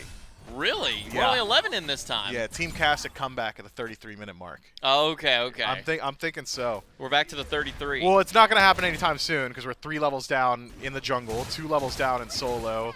Support and ADC both about 2 levels down each. Excuse me, that's 3. And then there's parity in mid, but like it's Scylla, so I'm not concerned about it. It's 2-0 Scylla. That's a good KD for sure, for sure. It's a good start for a Scylla to have, considering. Every other person on the Scylla's team is at an extreme deficit. Yeah. Being even, especially with how much pressure's been put towards Happen, I would think that Scylla might be a little bit further ahead, but Khastik gonna jump away, rooted, Boulder misses from Rundus, Oh my and God. Karmic gets 1 before he goes down under the tower. 1-1 trade, but not an ideal trade there. You would hope that you just get the one and done, and that's exactly what Valo will do. Kills on XD001, and is going to go for a second one. Malachi body blocked against the wall. Ruedy comes up with the kill there. Beacon already been capped. It's got to be the Fury. And straight over to the Fury seems to be the call for Team Rudy's duo lane. Happen Valo shortly behind. That's tough stuff, man. I mean, once the chain connects on a Malachi, I'm not sure he's body blocked. I'm pretty sure he just realized he was GG'd. He said, this is now a chalked run. I'm going to go ahead and die as quick as possible, stand still, take a sip of his drink. That Terra matchup into the Ares is going to be miserable, and that's not stopping anytime soon. Here's the thing about how the hardest part of Ares is landing the chain, and Terra tells you where she's going to dash before she does it. It's a little bit easier to land the chain there. Tough stuff, man, for young Malachi. Take a fight where Ares isn't, I suppose. King Bop-Bop's going to be everywhere. 3 levels up. He's going to have access to his second relic on next back. Same could be said of Ruedy, who's already playing like one of the safest picks in the game. You'll add an Aegis on top of that. Yeah, it's getting a lot out of control. Centaurus used to secure purple. Going on Khastik, make sure to get his farm. Malachi is definitely scared of the amount of CC on the side of Team Ruedy. Not only a beads first slot for relic, but absolution along with it. We see a bubble there, we'll know that Malachi is truly worried about the CC on this team. King Bop-Bop goes for the no escape. Will be a cleanse from the Chiron. Actually gets stopped in place by the chain. There are 5 people chasing King Bop-Bop, and it has taken them, I would say, way too long to get that kill, because all the while, Team Ruedy, they're going for Pyromancer. Hey, at least they got him. If you're going to rotate all 5, you have to hit pay dirt. Gotta think, though, had Ruedy elected to just play with Bop-Bop, there might have been, like, 2v4 potential. There was also an opportunity to, like, have Happen rotate over and help out Bop-Bop, and I think 3v5, they actually like their odds in the fight. Ruedy slows down Rat Squid, who's going to try and steal purple. Does steal purple, and ults away. But Valor recognized that immediately. Blink, Fear No Evil. Sacred Monkey Toss, good. And Khastik stands his ground. He just canceled it? And cancels the ult. So Valor gets a double kill. Bro gave up. Khastik said, I'm good on that. I don't even want to try and knock out Valo. He was like 400 HP maybe. That's at least just 2 Centaurus shots this stage. I'm thinking if you hit 3, you got him for sure, though. Yeah, if you hit all 3, you're guaranteed. I think you may have had it with 2. You got double flat pen. Hold on. Nope, off the mark by XD. It was a good try. Good try by old Shadow Lugia. What? XD001. Oh, yeah, XD. we've done this Yeah. before. We've done this for, yeah. Yeah, in Pokemon XD, Pokedex 001 is a Lugia, I think, if J-Mac is to be believed. Yeah. Well, you got that from him, right? You asked him about it? No, like, that's from playing the game. So you just knew? Yeah, and then he confirmed that that's what it was. Okay, so he did confirm He it. Cool. confirmed it, but knowing ahead of time is what it was. Dude, should we call him XD or should we call him Shadow Lugia? I don't know. I've never actually asked which one he prefers. Probably just XD. You think his boys are in the Discord calling him Shadow Call Lugia? him, maybe shorthand call him Shadow? Oh, that's tough. Dude, hit a chain, Bop-Bop. Come on, man. He's hit a few. Give him credit. You got so defensive, a Bop-Bop. Look, man, we gotta give these supports a break every so often. Malachi, you know, he can miss 1 pull from last game. King Bop-Bop can miss a chain or 2 here and there. All right, watch this next one. This next one's gotta hit. This next one lands. You don't miss 2 in a row. I think he's on 3. No, surely he's not on 3 chains missed. He's thinking about it. This is the best Ares skin, I think, by the way. Oh, 100%. This one and the one that has like the oh no. He was right in front of you, man.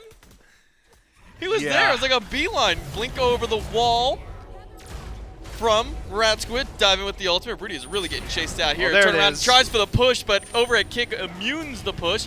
Chain's there. Fires good. Ruedy stands his ground. Goes down. Now you got E-Shell as backup. No escape. Pulls in 2. Threads of Light take down 1 in the great end to take down 2. Make that 3-4 happen. Team Ruedy with a big triple kill in the last fight. Bolster defense gets Ruedy so far away that the entirety of Team Ruedy has time to rotate through. Happen just lines up his shot easily with the help of King Bop-Bop, and it is a smooth triple kill, a smooth sailing Primal Fury spawn. with the next second of it, too. I mean, this is just ideal for Team Ruedy. The gold lead, it's out of control at this point. We're talking like entire items on each individual member, if not a little bit more than that. Experience still highly impactful, considering there's no 20s in the lobby, means that all of that is impact XP, favoring Team Ruedy as well. Stygian Beacon, that's theirs. Reset, I'm thinking knocks down the tier 1 tower on right, go to Pyromancer. Like, this one plays itself. King pop up, standing on Beacon. Malachi trying to stop this one for as long as he can. With an E-Shell and Ruedy standing nearby.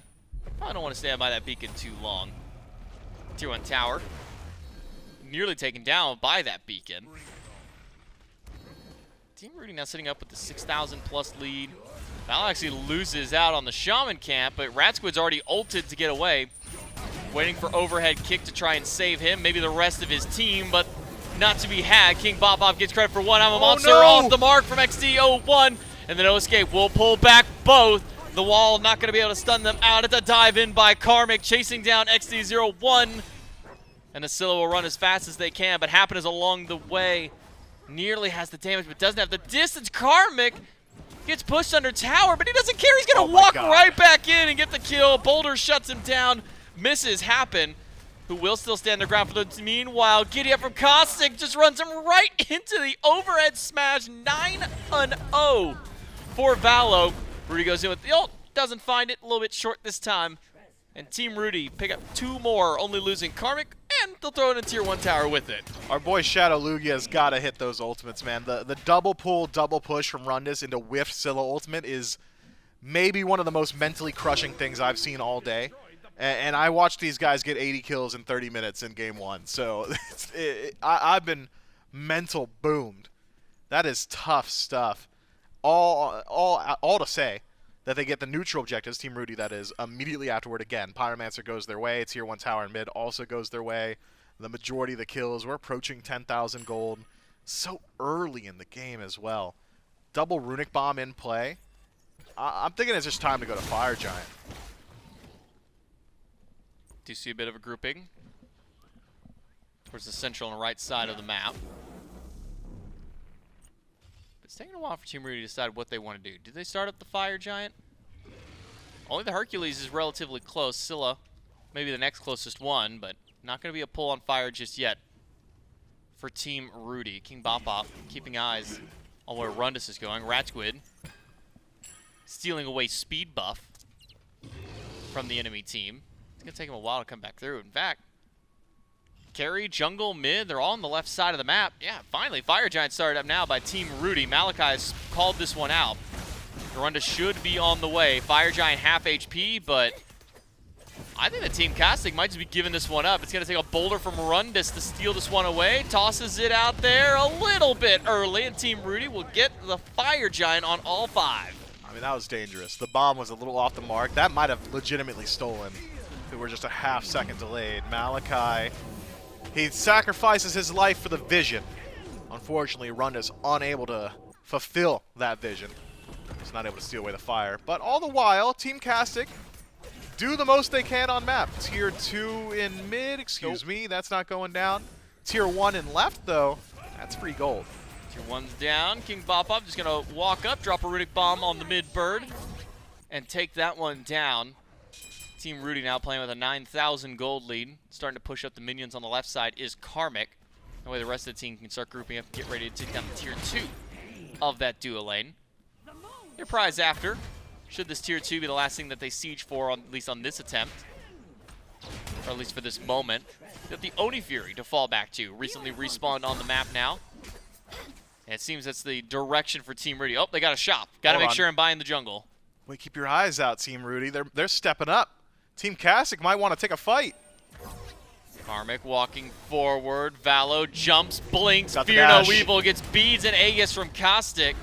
And that's just the go button for Karmic. He'll run right through. Good push by Rundus. Keeps him alive. And Malachi's getting shredded by this E-Shell. Good damage out of Happen. Picks up a kill for Team Ruedy. Karmic gonna tank up the Phoenix while the minions push in.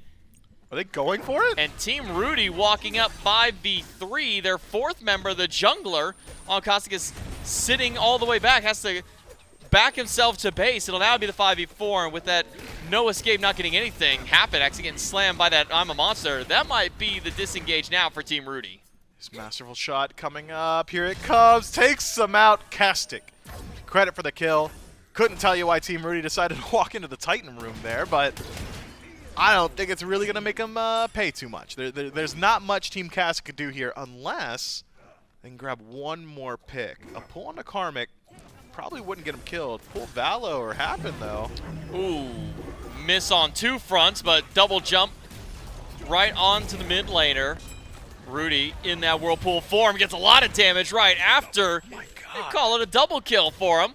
Meanwhile, Valo keeping distracted. Does get the 2v1 against the tanks. Takes down Malachi before Malachi gets the final shot after from the grave. That is 2 down. About to just be the one King Bop-Bop has respawned. And Team Ruedy is right back to the Titan room.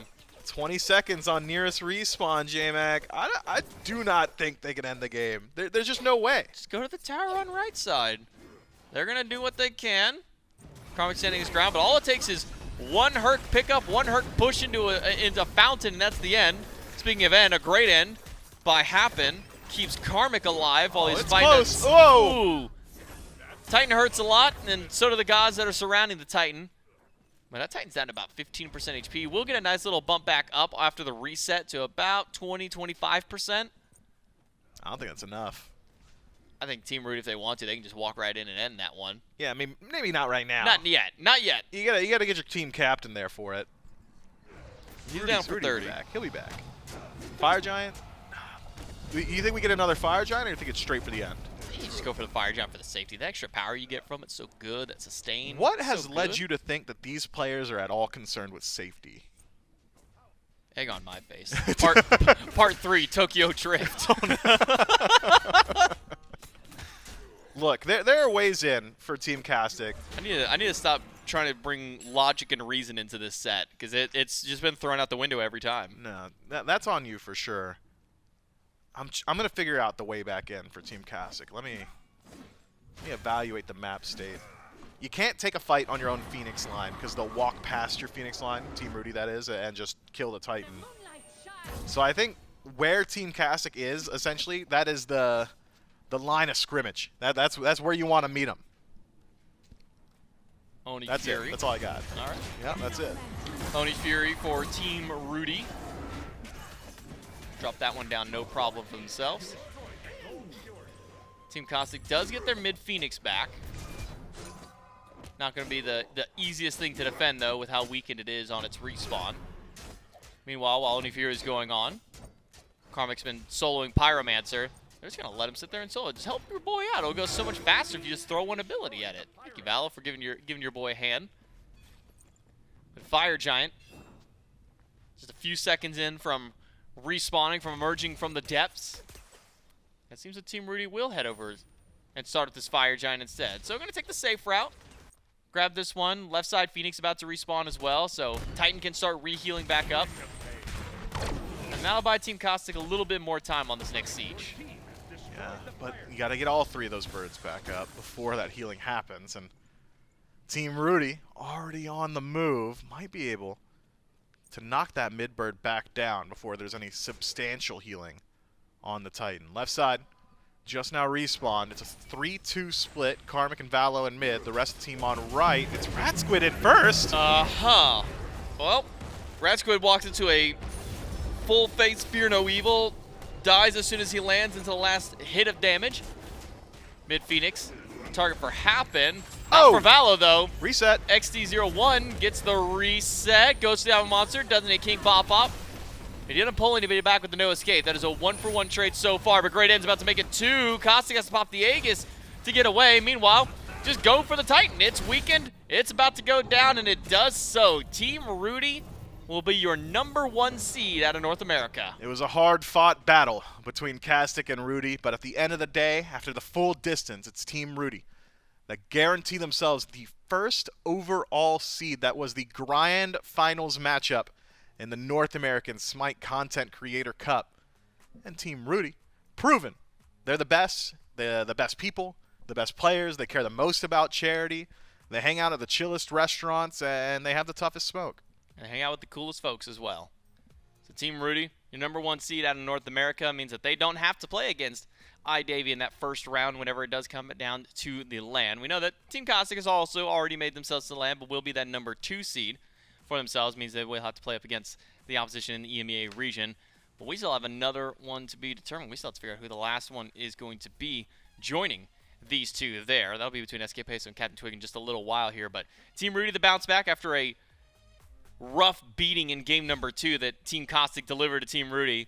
They buckle back down and they say, all right, we're going to take this one a little bit more seriously. And they do so in dominant fashion, Miff. Now, I got to ask you, J-Mac, which iteration of Team Khastik do you think had the best odds in Game 3? Do you think Khastik bringing himself in and replacing Grave was a good decision, or do you think they really needed Khastik in that coach seat, giving him the direction? I think it's tough. I think that Khastik coming in a bit cold compared to Grave, who has already had 2 pretty hot games. An hour of gameplay. Maybe a bit of a downplay, that one. Not to say that Khastik was bad by any means, but I think that you just keep feeding the hot hand. Graves had a couple of good games. Keep him in there. Keep that one going. But you got to appreciate the coach stepping in to say, you know what? I'm going to at least give it the old college try. Yeah, try to take matters into his own hands. Unfortunately, does not pan out for titular Khastik. Congratulations again to Team Ruedy. They absolutely earned it. They earned it. They earned it. They crushed it. Now you say it now. They earned it. They earned it. They earned it. They won it. Took them 3 games to get there, but they did so here in the grand finals of the NASCCC. Congratulations again to Team Ruedy. We can take a look at the post-game stats here for game number 3. Another fairly quick one. Didn't even get to an enhanced Fire Giant stake this time. We didn't get to the 33-minute. They were ahead of schedule again this time. These guys, expedited shipping every single time. And it was Valo to help with that expedited shipping there. 11-11 on the Hunbat's jungle. Happen, who started out the game a bit rough on the E-Shell. I think it was a 2-2 for how many ganks came his way in mid.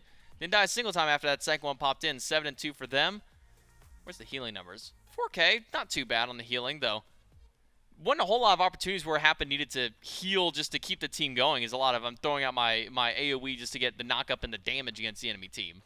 Yeah, clean stuff from Happen. If it was inconsequential healing, so often the ultimate was just used to do damage and the allies would step in front of it. And it's like, okay, well, I guess you can get some of that healing as well. Ixchel proving why she's been in that ban column so consistently throughout this week. The damage output, just ridiculous. I'm remembering that Tier 1 tower dive in the Soul Lane where we saw 370 damage at level 7. That's 40% of anybody's HP bar. So clean stuff from Happen. Valo, of course, it's the first time we've seen Hunbot since the revert.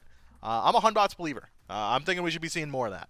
Yeah, Hunbat's been looking good, and we got to see why Shell's been constantly banned. The previous game we saw why Chang'e and Medusa are constantly banned away as well. So maybe a reason that's why some of those guys are getting consistently banned away there. But we still got a little bit more to go. Let's take a look at our schedule for this weekend. We already had our matches yesterday. It was 2-1s for Khastik and Ruedy to get to the matchup that they just had, and a 2-1 for Ruedy to get the win over Khastik here in the grand finals. So take your number 1 seed. Khastik will take that 2nd seed. And then a set that a lot of people have been waiting for, the elimination set. Bronze match between SK Peso and Captain Twig. Winner gets 3rd seed, goes to the LAN. Loser, well, their SCCC run ends today. And one final best of 3 to decide who will be the final team to make it to LAN. Was it 4 months of gameplay just about culminating like at this point? This all-important matchup between SK Peso and Captain Twig. Who are you rooting for? Man, if we're just going strictly off what we watch content-wise, I've been a big fan of what we've seen from SK Peso. Constantly putting the fun quality memes out there, having a little bit of fun interaction with it. But it's hard to root against a guy like Captain Twig, who has just been in the scene for such a long time.